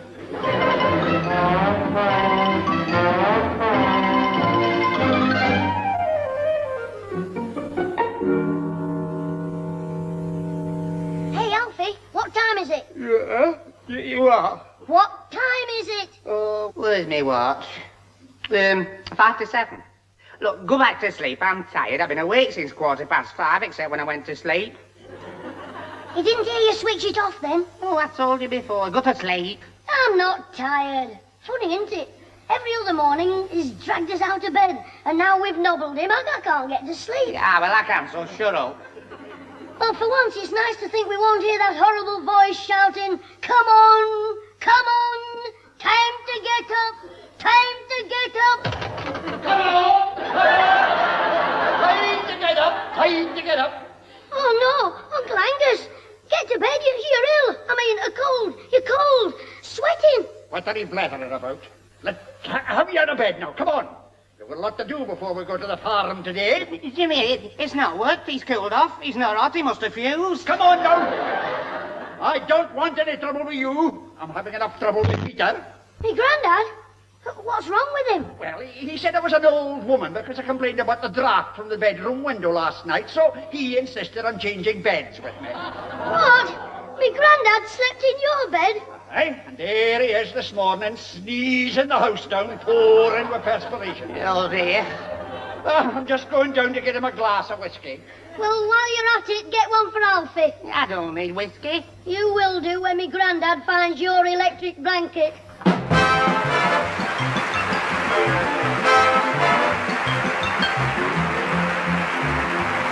Those involved with the Clitheroe kit this week were Peter Sinclair as grandfather, Patricia Burke as mother, Danny Ross as Alfie Hall, Diana Day as Susan, with Derek Guyler, John Laurie and Molly Weir. The recorded programme was written by James Casey and Frank Roscoe, produced by James Casey, and starred, as usual, Jimmy Clitheroe as the kid himself.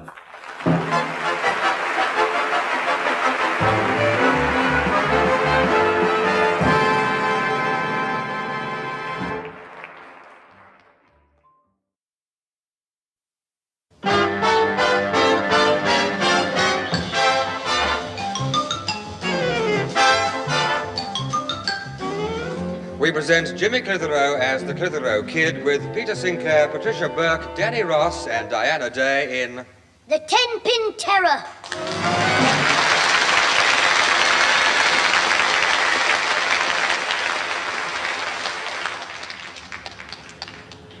And now we take you over to the TT races. Well, it's a lovely day here in the Isle of Man. All the cats are walking about on 3 legs. Looking for the tails. Down goes the starter's flag and they're off. And Clitheroe's out in front already. He's 100 yards in front. He's stopped. Why's he come back to the starting point, Godfrey? He's forgotten his bike. Jimmy Clitheroe, will you get off my motorbike? Wait till the race is over.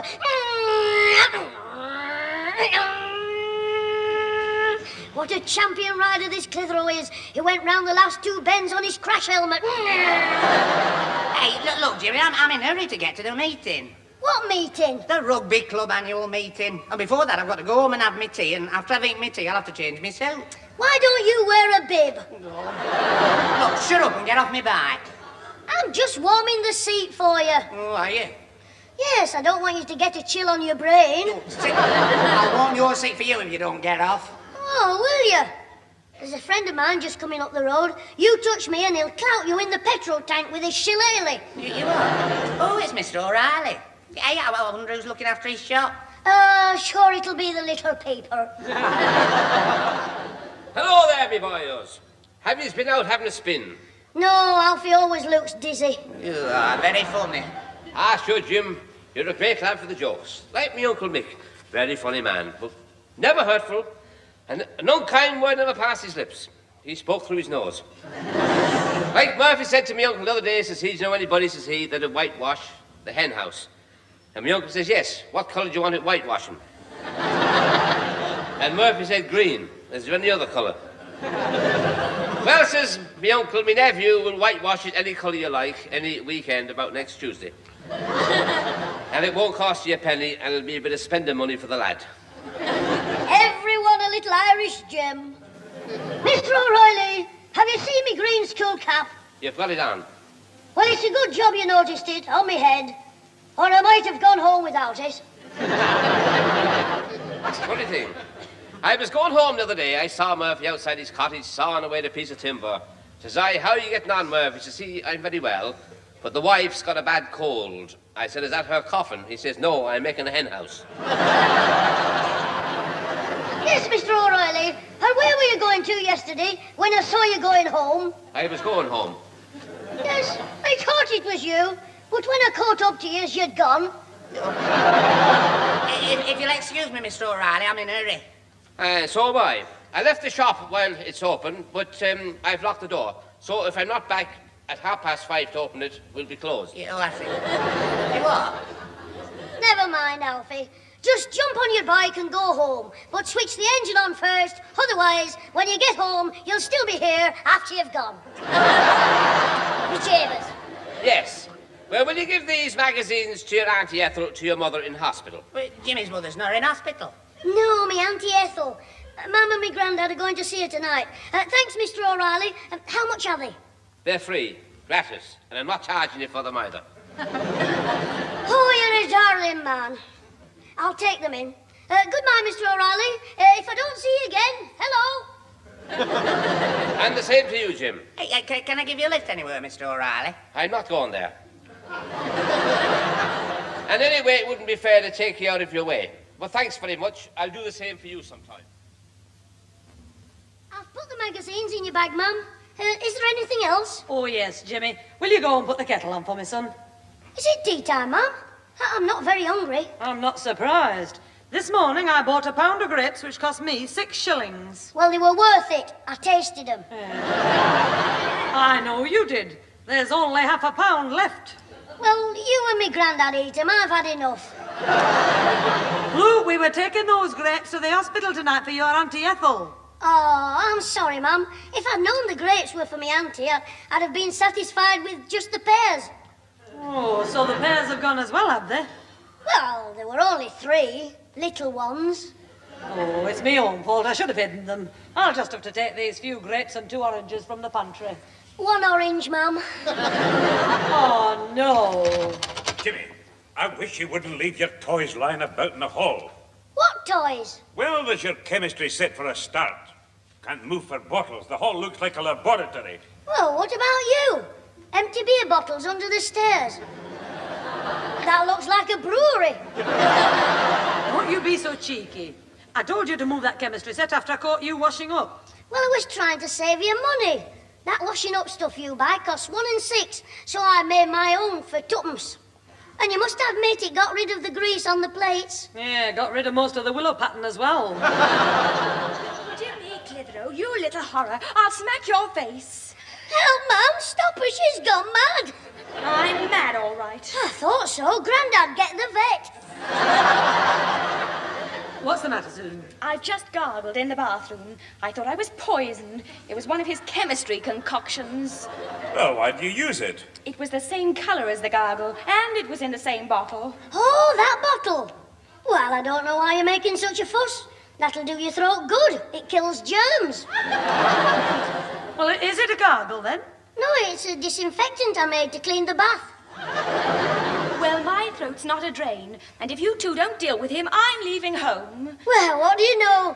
I've invented a disinfectant that gets rid of germs and sisters as well. And I'll be getting rid of a grandson in a minute. Now, just apologise to Susan. I'm sorry, Susan. You'll feel better when we get to the bowling alley.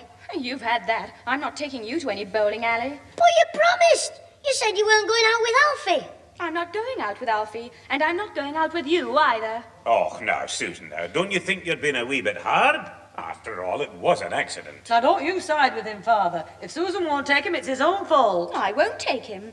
I'll come to the hospital with you and Grandad to see Aunt Ethel. I'll go and get ready, Mother.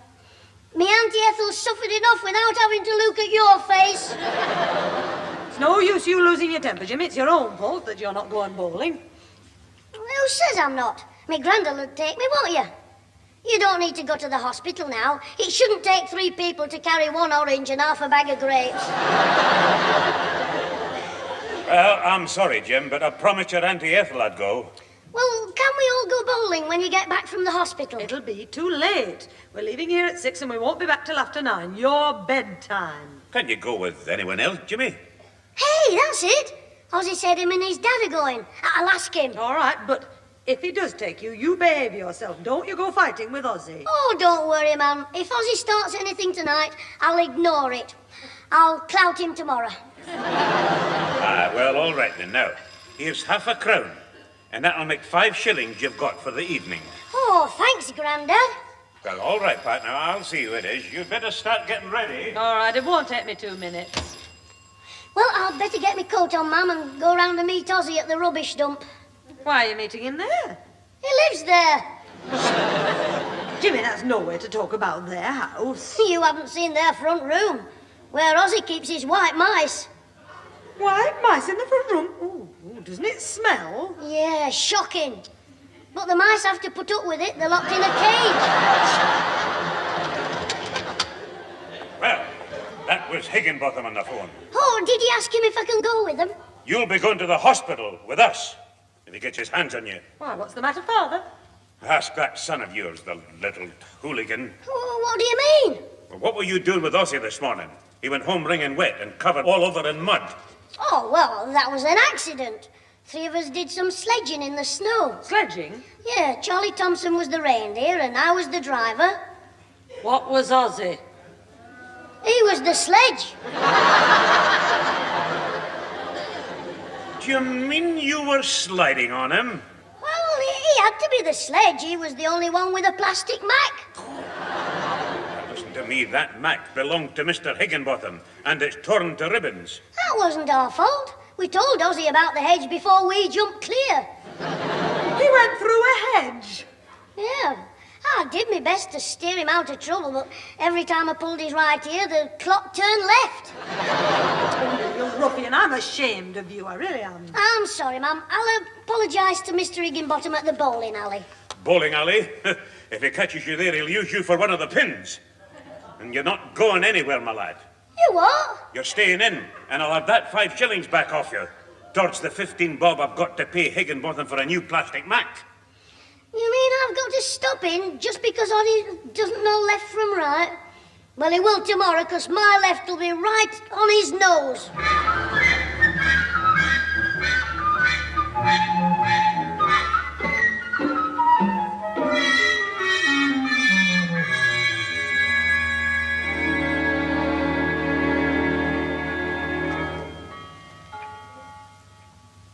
6:15.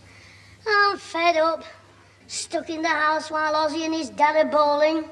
Like Sir Francis Drake and his little fat duck. I wonder who that is. If it's the rag and bone man, he can have me. Hello, Jimmy. It's not the rag and bone man, it's his donkey. What? Come in and say the password. Oh, shut up, you daft thing. Hey, not so much of that or you won't get your carrot. Yeah, look, will you stop trying to be funny? Is Susan in? No, she's gone to the hospital with my mum and granddad. Hospital? Hey, has she had an accident? Yeah. She tripped over her false eyelashes and fractured her jeans. Well, when did you... Oh, shut up. They've all gone to see me Auntie Ethel. That's why I'm stuck here instead of going to the bowl. Alfie, sit down. I'm very glad to see you. Are you? And Susan's out there? Yeah, she was going to take me to the bowling alley. So was me granddad, but I made them go to see me auntie in hospital. Oh, that was nice.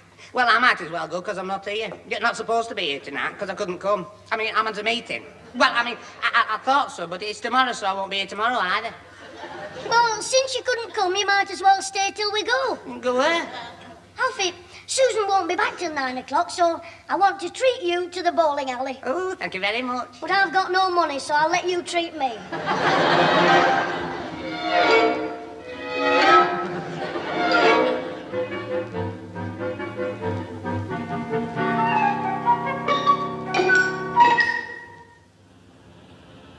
Well, that was smashing, Alfie. I only just beat you on the last frame. Mind, you cheated. What do you mean? Rule number 1 in 10-pin bowling, as soon as you throw the ball, let go. That was just an accident. Yeah, but I bet you're the first bloke they've had in that alley who bowled at the spectators and got a strike with his head. Well, I slipped. Anyway, come on, it's 8:30. Oh, heck, is it? We've got to be back by 9 o'clock or you'll be in trouble. What for? For taking me to the bowling alley when my granddad said I couldn't go. You never told me that. Of course not. If I had, you wouldn't have brought me. What, you little twister. Your granddad will be very annoyed with me if he knew. Well, just get me home before 9 o'clock and I won't tell on you. I don't know why I fall for your tricks. Well, some have it and some haven't. And you haven't. Come on, let's get over to your motorbike and shove off home. Oh, excuse me, is this your motorbike, sir? No, it's his. What's to do, Constable? Well, sir, I've been here for nearly an hour and a half watching your motorbike. Alfie, give him a bob, he's earned it. Oh, just shut up, Jimmy. Is this a no parking zone? Yes, sir, it is today. That's why we have 2 temporary no parking signs. You can see one of them. The other's under your back wheel. I've done something wrong. You have, sir, yes. But I'm prepared to overlook it this time. Just don't let it happen again, all right? Well, don't worry. Next time I'll move the sign before I park. I'll park my sign somewhere else where there isn't a bike. A sign. Cheerio. Just a moment, sir. Matter of form, could I see your driving license and insurance, please? Oh, yeah, of course you can. I've got them here in this pocket. Yeah, here's me insurance and there's me...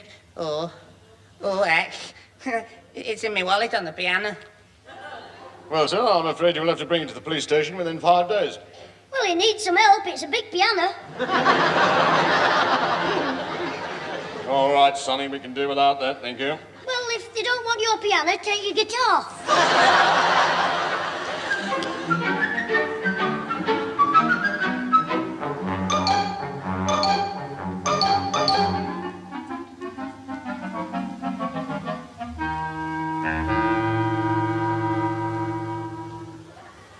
So you've been here since 6:15, Alfie, eh? No, but yes, I did arrive at 6:15. Well, you've had a long wait for Susan then. Oh, it didn't seem long to us. The time just rolled along, didn't it, Alfie? Yes. Were you watching television then? No. Yes, no. What? Well, Alfie had his eyes closed while it was going on. Yeah, but I still knocked 9 down. How me like? Well, I finished, Mother. Oh, by the way, Alfie, you are coming for lunch tomorrow, and tea as well. Oh, thank you very much. Yes. I'll come straight here from the police station. Police station? Yes, he hasn't got his license and his bike was stuck on a no parking sign outside their house. You mean you can't park outside your own house? No. Well, temporary, but it was my license. I hadn't got one. So I have to take our piano to the police station. My guitar. My license. You don't have to take out a license for a guitar. He means a gun license. You see, the way he plays the guitar, he ought to be shot.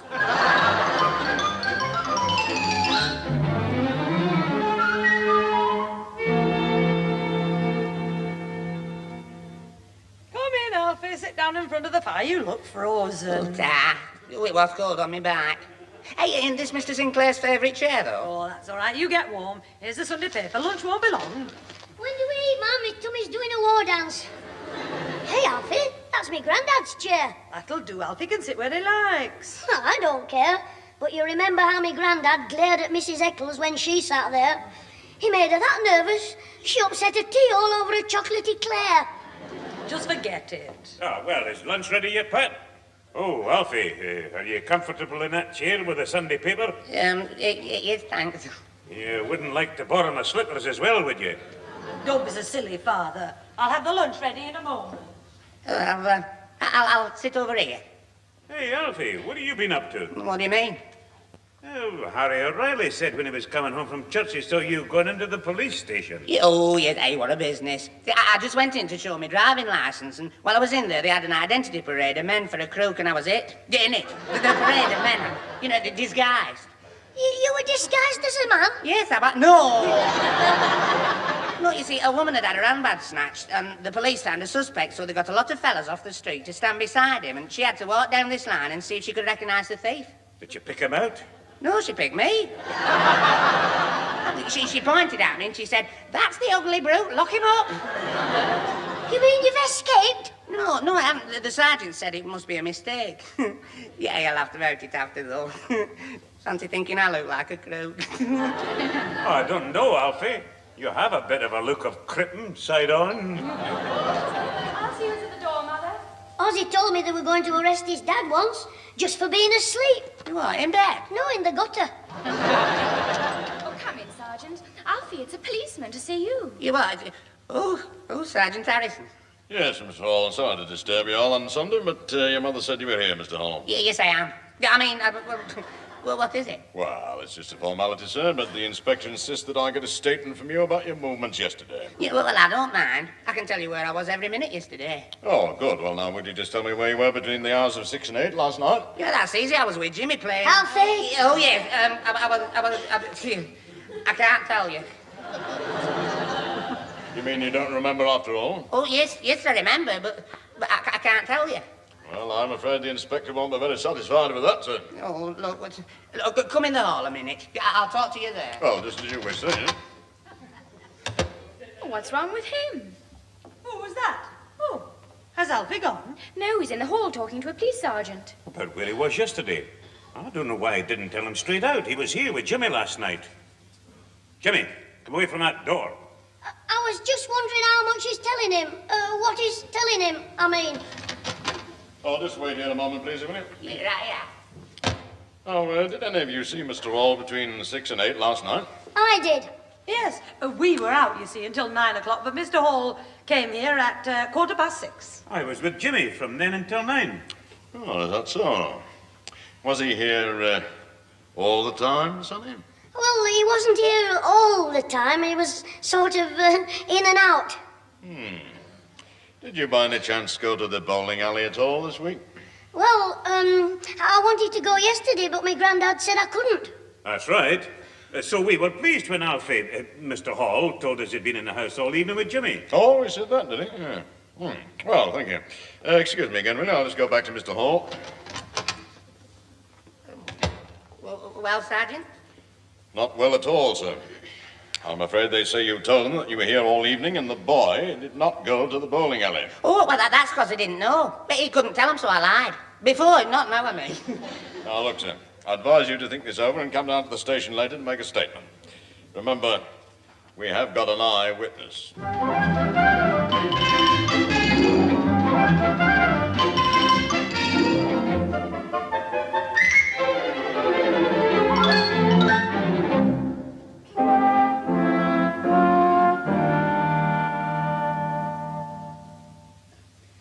Sergeant, Alfie and me didn't leave the bowling alley till nearly 8:30. Well, if you told me this at your house, Sonny, Mr. Hall needn't have brought you to the police station. Well, I didn't want to get into trouble, and I wanted Alfie to tell me which story we were using. What? Now, just a minute. I suppose Mr. Hall talked to you before you came here, Sonny, eh? Yeah, he said you didn't believe him, so I had to come here and tell you we were both at the bowling alley. He told you to say that, Yes. Yeah, but Jimmy, you're not explaining it properly. Well, I'm doing my best. I've told him everything you said. I didn't tell you to say all this. Yes, you did. When you got me in the hole, you said, he won't take any notice of me. Perhaps the silly old fool will believe you. Well, I'm going to have to make further inquiries, Mr. Hall. I'll go and speak to the inspector. You can go for the moment, but please don't leave town without letting us know. What's up with him? He still thinks I did it. Well, you were with me all the time in the bowling... Wait a minute. I went to the snack bar and I had to queue up. What about it? Well, you could have nipped out and pinched her handbag, you know. You know very well I didn't. I believe you, Alfie, but will the judge?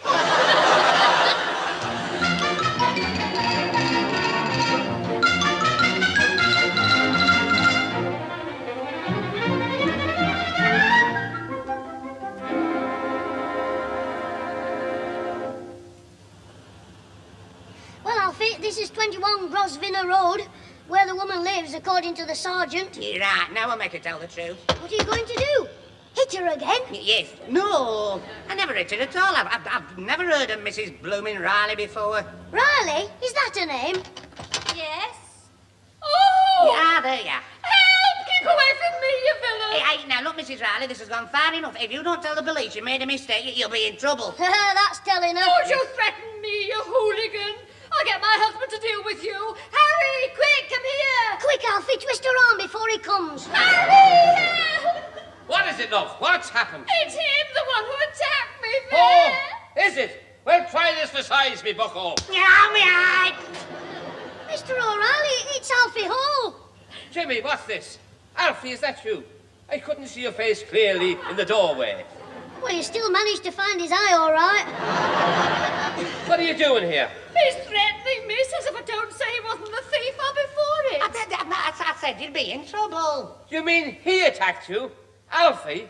He pinched your bag? Oh, of course I didn't. If I pinched your handbag, where is it now? The police have it. They found it behind some bushes where you threw it after you'd taken the £3 out. I haven't got £3. Have you spent it? Yeah, look, you shut your mouth. And you shut your mouth, Alfie, and stop talking as well. Because every time you open your gob, your big feet put another nail in your coffin, and it can be taken down and used against you. He's right, Alfie, whatever he said. There's only one thing you can do. What's that? Give the woman her £3 back and let's go.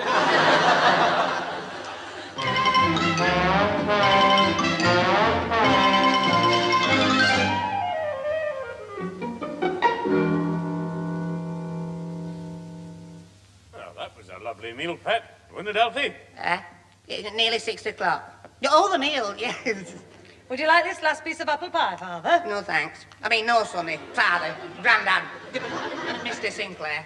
No, thanks, Pat. I'll have it, Mum. What's wrong with you, Alfie? You've hardly eaten anything at all. He's practicing for when they put him on bread and water. Mum, can I have that piece of pie? You've had 2 pieces already, you little hog. If you eat any more, you'll burst. Well, just pass that plate over and stand well back.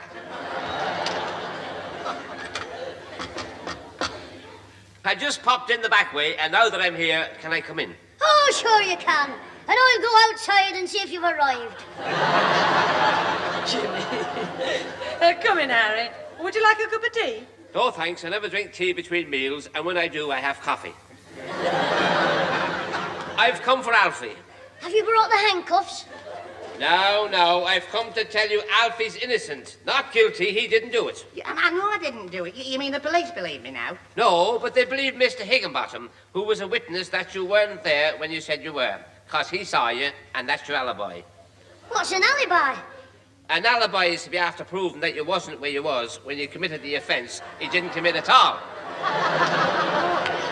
Oh, I see. Do you? We'll explain it to the rest of us then.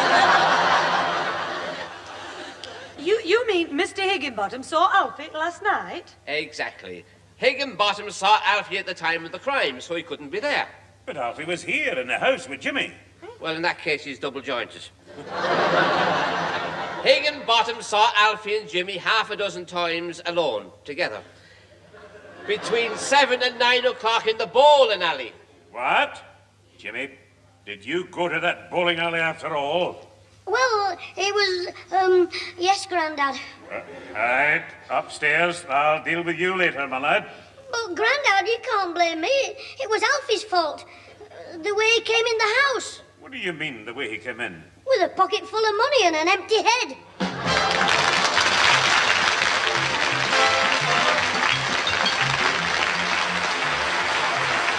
Those involved with the Clitheroe kid this week were Peter Sinclair's grandfather, Patricia Burke as mother, Danny Ross as Alfie Hall, Diana Day as Susan, with Jenny Guyler, Harry Bailey and Betty Alberge. The recorded programme was written by James Casey and Frank Roscoe, produced by James Casey, and starred Jimmy Clitheroe as the kid himself.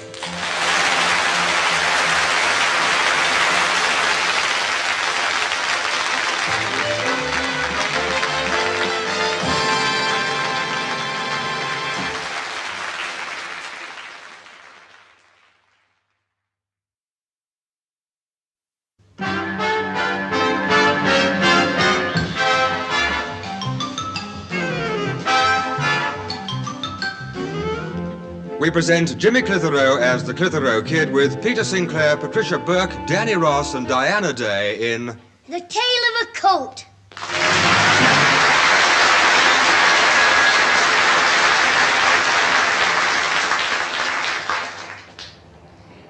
Ozzy, stop sucking that orange and listen. I'm the goalkeeper and you're going to take a penalty kick. And stop that noise! You sound like our Susan and Alfie snogging. Listen to him. If only he could dribble with a ball like he can with an orange. Look, I've chalked the goalposts on the garden wall. Go on, Fire one in. Trouble? Look, this big house is empty like your head. I know that because me and Charlie Thompson sometimes play cowboys and Indians in the garden. Now go on shoot in at me, go on. Look, I'll put one hand behind me back and close one eye, just to make it easy for you.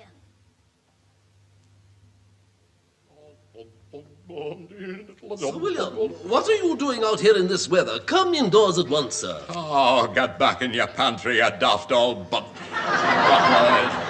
Look, sir, it's been bad enough having to supervise the removal men without having to keep an eye on you. And what are you doing with that gardening rake? I'm combing my hair, you silly old... I'm tidying up this jungle here. My garden. You can leave that, sir. The new gardener will be starting on Monday. Oh, dear, look at you, dressed in your old clothes and no overcoat. You'll get pneumonia. And you'll get a thick ear if you don't shut up. Go on, get back in the house and make me some dinner. You've had your dinner, luncheon. What? A piece of dry toast and a bowl of gruel, and you call that my dinner? My name's Sir William Barraclough, not Oliver Twist. You know very well it's doctor's orders. Dry toast and clear soup. That's your diet. Well, I've had my diet, now I want my dinner.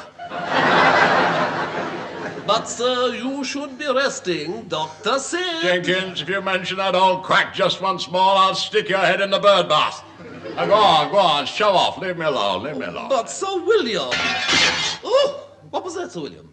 Did you see it, Jenkins? A dirty great ball. It came straight over my wall and right through my greenhouse roof. Now, who the devil? It must be those two boys. I saw them from the bedroom window playing football. I'll go and give them a talking to. Oh, come back, Dixon of Dock Green. Only run away. But if I played crafty, I'll catch them, yes. Now, when they come to look for the ball, But, Sir William... Yes, but don't argue, Jenkins, don't argue. Now, we'll both pretend to go in the house, but I'll come out again, you see, through the other door and nab them, yes. Now, come on, old woman, come on. Oh, very well, Sir William. Thank goodness they've gone in. I must get the ball back. Where's the greenhouse? Oh, here we are. Oh, heck, the door's locked. How am I going to get in? The key's hanging on that nail. Oh, thanks very much. Gotcha, you young monkey. Oh, let go me. It was only washed this morning. So it was you who broke me window, was it? No, it was my pal Ozzy, the fool. Look, I'm sorry if I've caused you any bother. Oh, well, this is my day for it. First I get ticked off while I'm doing my gardening, and now I'll have to pay for a new pane of glass. Oh, I saw that posh bloke telling you off when I climbed over the wall. Is he the boss? Yes, well, you'd think so to hear him talk.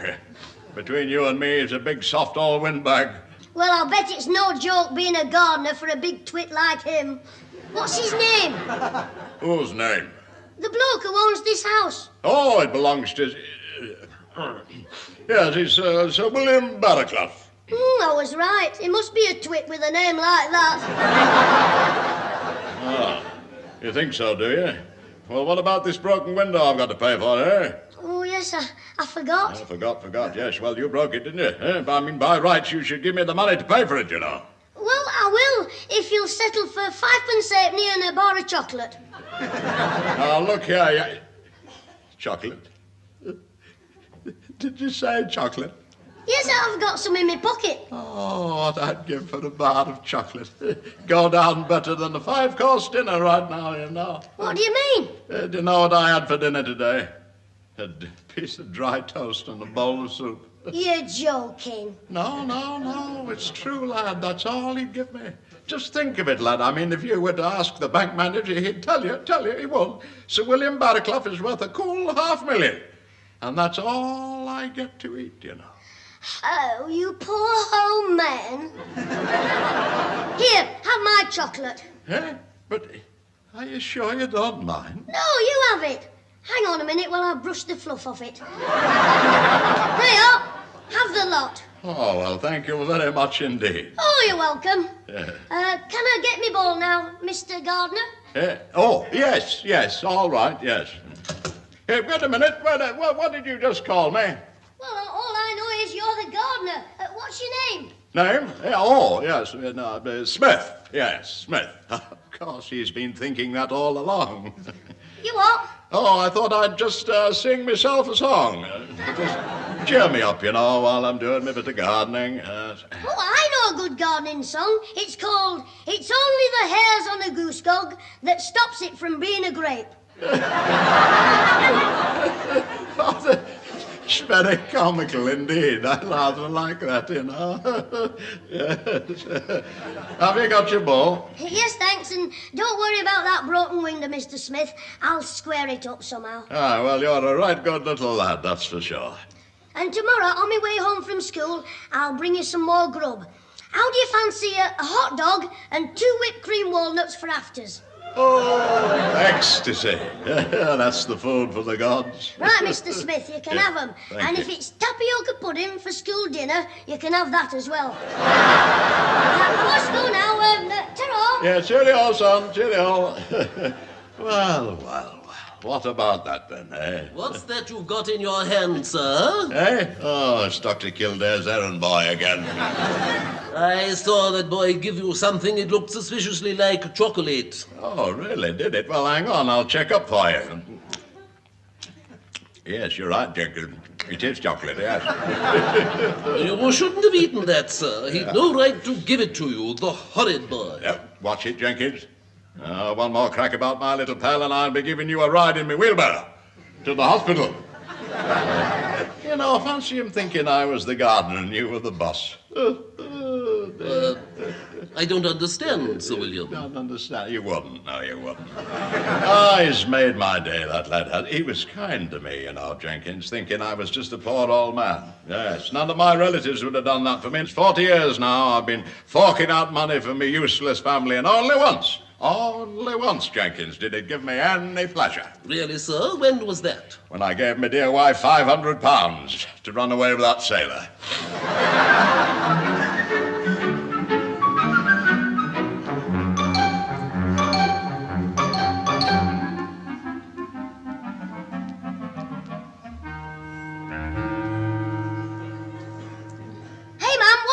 Parcel in the front room. Oh, it's some stuff I'm sending to the jumble sale at the parish hall. Oh, heck, it's not safe round here when you start finding stuff for the jumble sale. What do you mean? Bath night. 8 o'clock, Jim gets undressed. 5 minutes past 8, Jim gets in the bath. 6 minutes past 8, Jim gets out of the bath. 7 minutes past 8, Jim goes to the jumble sale looking for his vest. Oh, don't be so ridiculous. It's true, Mum. Look at last year. If me granddad hadn't rescued his kilt in time, he'd have gone up to Glasgow in his nightshirt. Look, a jumble sale's not only for a good cause, but it's a good opportunity of getting rid of all the things we no longer want. Well, send our Susan. We don't want her. Jimmy, is there no one else you can go and annoy besides me? Oh, yes, there's Daft Alfie Hall in the front room. I'll go and annoy him. Yeah. Oh, here you are, Mother. I've got what we wanted. Oh, good. Oh, look, Mama. It's the beautiful Susan. What a lovely picture she makes. Where shall we hang her? Will you get out of here? Sorry, Mum. Just going, Mum. Well, what's he been up to, Mother? Oh, making funny remarks about me collecting stuff together for the jumble sale. Oh, yes, I saw it in the front room. I thought Mr. Trimble was coming for it last night. Yeah, so did I. The jumble sale's on this afternoon. Well, if he doesn't come soon, we'll have to give it all back to the moths. Well, here we are. I've cut a button off Grandad's overcoat so I can get one to match. And I've got some thread to mend the tear. It's quite a big one. I know. I was looking at it in the front room earlier on. However did he come to tear his overcoat like that? Oh, Pat, that was Trimble on the phone. He's calling for the jumble this afternoon. Well, thank goodness for that. Father, how did you get your overcoat torn last night? Oh, well, that was just a wee accident when I went down the Rose and Crown. It got caught in a nail. You sure it wasn't the barmaid's fingernail when she was throwing you out? Oh, very funny, very funny. Now I know where Jimmy gets his sense of humour from. Well, I'll leave you two to argue it out yourselves. I'll just put my coat on and then tell Alfie I'm going. Come on, Alfie, keep searching. It must be in here somewhere. Well, I can't see it. Honestly, every time I come round here, you rope me in for some job or other, cleaning your bike, mending your skates, and now trying to find your catapult. I'm supposed to be courting Susan, but I don't see half as much of her as I see of you. Ah, well, that's because I wear short pants. Don't be daft. I mean, you always get me doing something for you, and sometimes I hardly see anything of Susan's short pants. Go, Susan! Well, I don't know why you're grumbling. I'm much prettier than she is. Oh, look, now stop being funny.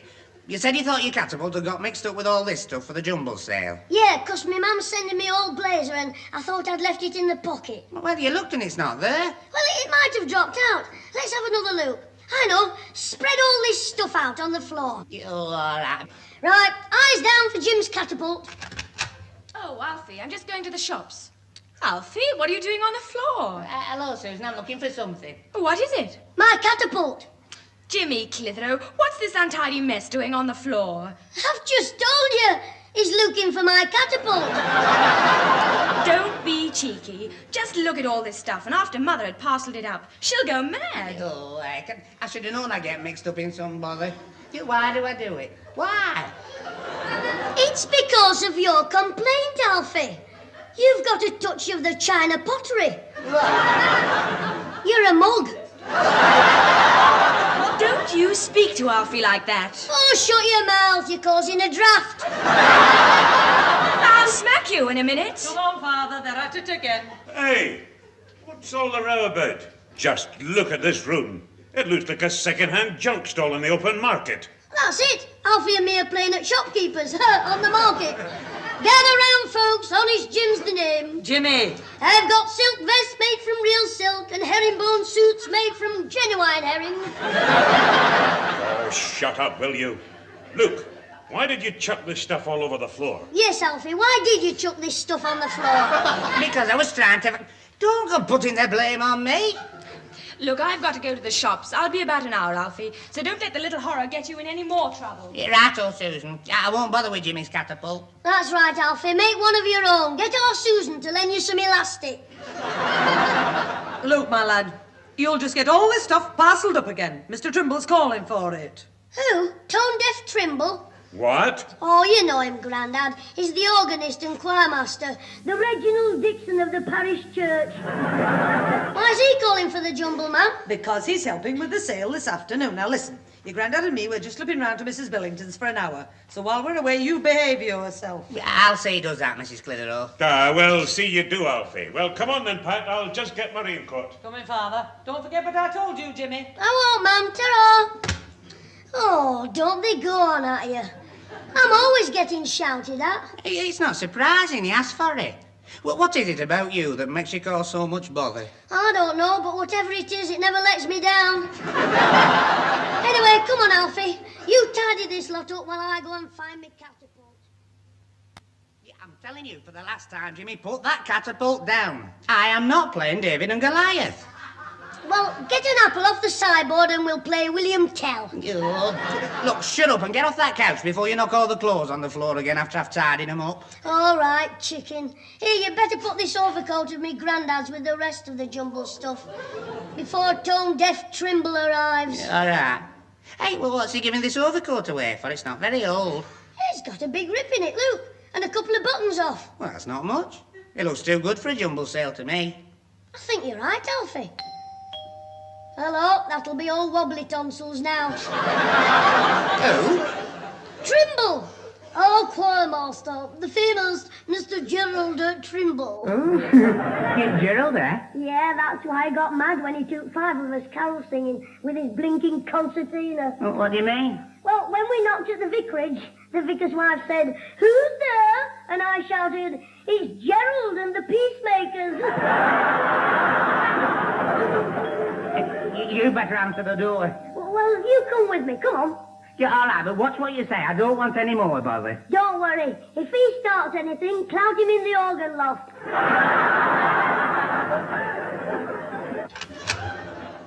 It's you, Master Clitheroe. That's right, James Clitheroe, boy soprano and champion organ pumper. And you must be the rag and bow man. Very comical, I'm sure. Very droll. Oh, my word, yes. No, it means you've come for their old clothes to sell them for the rubbish. I'm jumbled up. The jumble.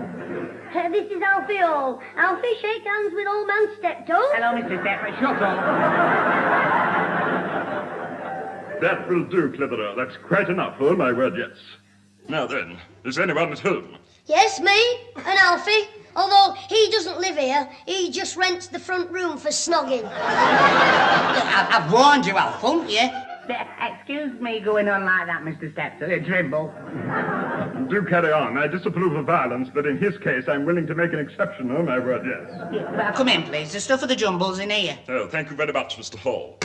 Here you are, Mr. Trimble. What do you think of that lot? Oh, very good, yes. Quite a haul, isn't it? Well, we should make a fair sum from those this afternoon. Oh, my word, yes. Oh, is this overcoat for me, too? Oh, my word, no. It's too good for you. Pardon? No, it means it's too good for the jumble sale. Oh, I see, yes. Well, I'd better take the rest then. Yes, the sale starts in half an hour. I should really have collected this stuff last night, you know, but I got tied up at choir practice. With your voice, it's a wonder you weren't gagged as well. What was that? I wondered if you needed a bag as well for the clothes. Oh, I see, yes. Well, no. If you'll just open the front door for me. That's all. Can I do anything to help, Mr. Trimble? No, thank you, Mr. Hall. I can manage. If you want to help, Alfie, put your old clothes in with these. Yeah, I didn't bring any old clothes. I mean the ones you're wearing. You, very funny. This suit was made to measure. For your father. For my father. Go, won't you? Yes, well, let me get out first. I don't wish to see you strike the boy. You mean you'd stop him? No, I might be tempted to help him. Oh, my word, yes. Goodbye. Right for him. The next choir practice we have, he'll have no trouble in getting the top note. What do you mean? I'll take me catapult. Anyway, let's take that overcoat before they all come home. Take it where? To my pal, old Mr. Smith. He needs one badly.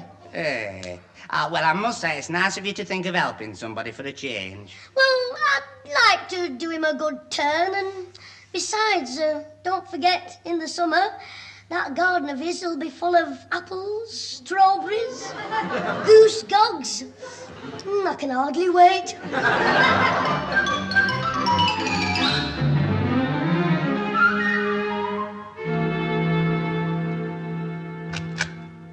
Come in, Alfie. Hey, Mr. Smith was surprised, wasn't he? He was flabbergasted. I bet nobody's ever given him a present before. Jimmy, is that you? Alfie, I've just heard the first cuckoo. Now, don't you start on Susan. What's happened to Grandad's overcoat? What's it got to do with you? I've been out to buy some buttons and thread to repair it. He wants to wear it tonight. I said it was too good for the jumble sale. What? The stuff's all gone. Oh, don't tell me you gave it to Mr. Trimble for the jumble sale. No, he didn't. No, Jimmy gave it to the old garden. Yeah, on my legs! Sorry, Alfie, I tripped over your knee. You gave it to the old who? The old cleaner. The cleaner, that's it. But it didn't need cleaning. No, but they do repairs as well. Look, you'd better get it back before Grandad finds out, because he won't pay for any repairs. I'm supposed to do it. All right, keep your wig on. We'll get it back. Come on, Alfie. All right, but he'll be very upset if he has to give it back. Who will? The old garden. Down me legs! the old cleaner. I don't know what's going on, Jimmy, but you'd better get that overcoat before Grandad comes home. Oh, zip it. If you'd only said why you were going out, he wouldn't be wearing the coat. Who? The old garden. That makes a change, doesn't it?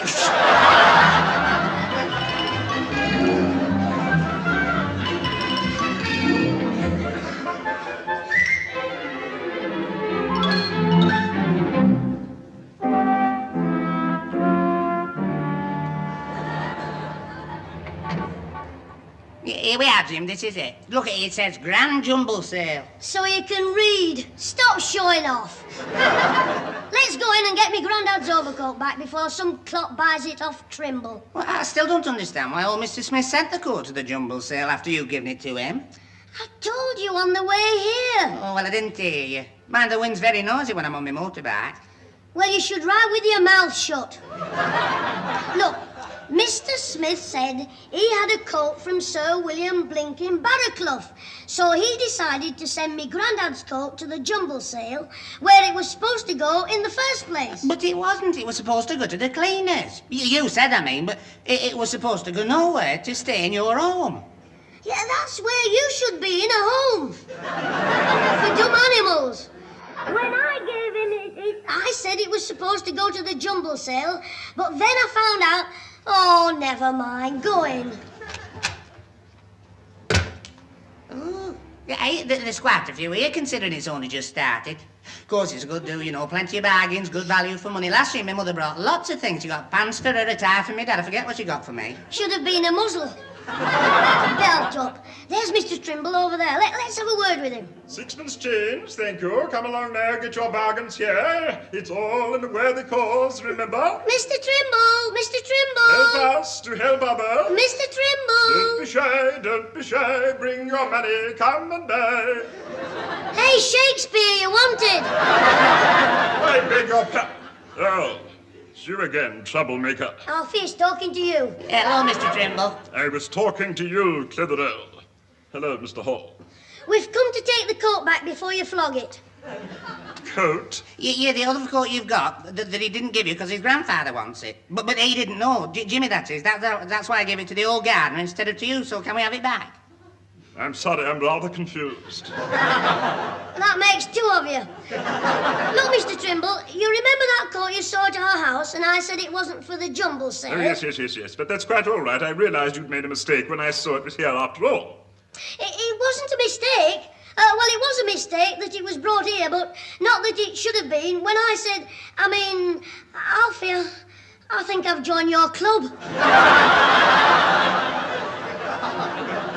Now, look here, boy, I'm busy. Now, whatever happened in the first place, it's all right now because the coat arrived here. But that's where you're wrong, because it shouldn't have. The old gardener should have given it back to Jimmy for his granddad so Susan could sew it before he knew it had gone, instead of you having it now. How much are them socks? They are 1 and 11 a grandfather. A pair! Can I have 2 pairs, please? I'll give you a sock in the puss. Mr. Trimble, that was my grandfather's coat and it shouldn't be here, so can I please have it back? I am afraid not. Look, if you keep that, my grandfather will go mad. He'll stick your head in the organ pipes and blow your brains out. Don't be so impertinent. You can't have the coat because it's been sold. What? You've had it now, Jim. So have you. You help me. Oh, well, wait a minute. You can't blame me. Who carried the coat? Well, I did, because... Whose motorbike did we go on? Well, mine, but only Who because... said he'd get Mr. Smith 2 buttons for it? Yeah, I know I did, but that doesn't mean... You're a dead duck. Grandad will make you into a haggis. And you'll never get in to see our Susan again. Oh, you little twister. Look, Alfie, I admit I helped you, but I'm only a boy. You little... No. The only thing I can suggest is that you ask the gentleman if he'll hand back the coat when he calls to collect it. He'll want his pound returned, of course. What's the use of... to collect it? Is it still here? Yes. Down at the bottom there. It's been parcelled up for him to collect later. Lots of people do that with things, you know. They call back for them on their way home. Yes, well, we'll wait and see him. That's it. Come on, Alfie. Yeah. Thanks very much, Mr. Trimble. I'm sorry for the trouble. Not at all, Mr. Hall. You cause no trouble. It's Clitheroe there, who is a little, oh my word, yes. Come on, Alfie, hurry up. What for? There's no rush. Of course there is. Look along these parcels. They've all got tickets on. Oh, what for? The bloke will find it when he comes. We'll be gone by then. Dress, apron, jacket. Here we are. Top coat, £1, Robinson. This is it. Have you got £1, Alfie? Yes, I think... Hey, wait a minute. He bought it off Trimble. What if he won't sell it back? Anyway, we can't wait. You can get the money back off Trimble tomorrow. What if he won't pay me? Well, it's very well the cause. Don't be shy. Plump your quid down. We must fly home, my word, yes.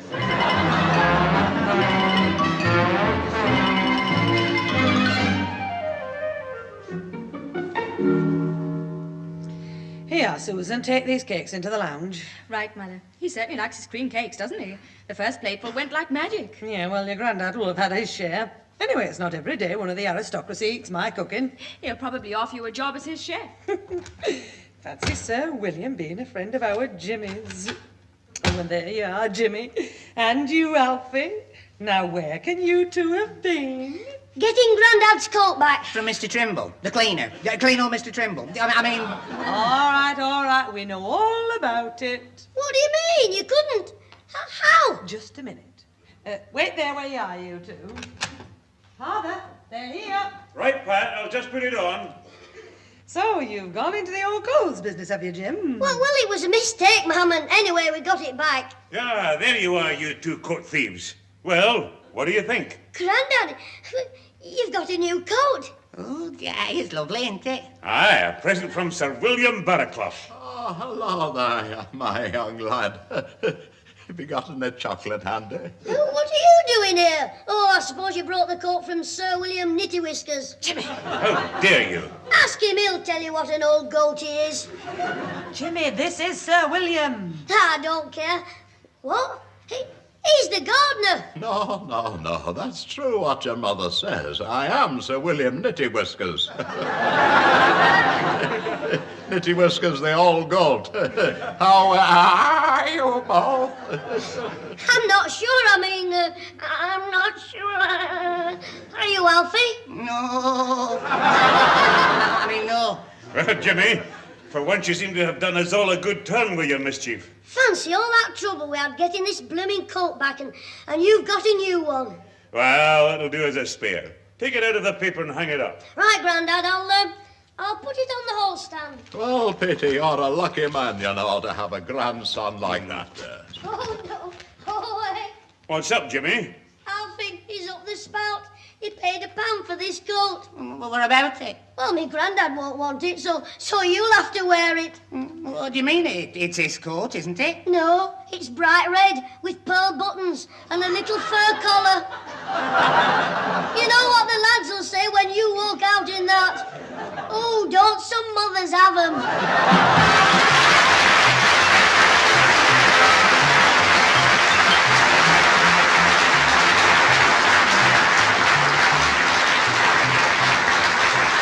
Those involved with the Clitheroe Kid this week were Peter Sinclair's grandfather, Patricia Burker's mother, Danny Ross's Alfie Hall, Diana Day as Susan, with Derek Guyler and Jack Watson. The recorded programme was written by James Casey and Frank Roscoe, produced by James Casey, and starred Jimmy Clitheroe as the kid himself.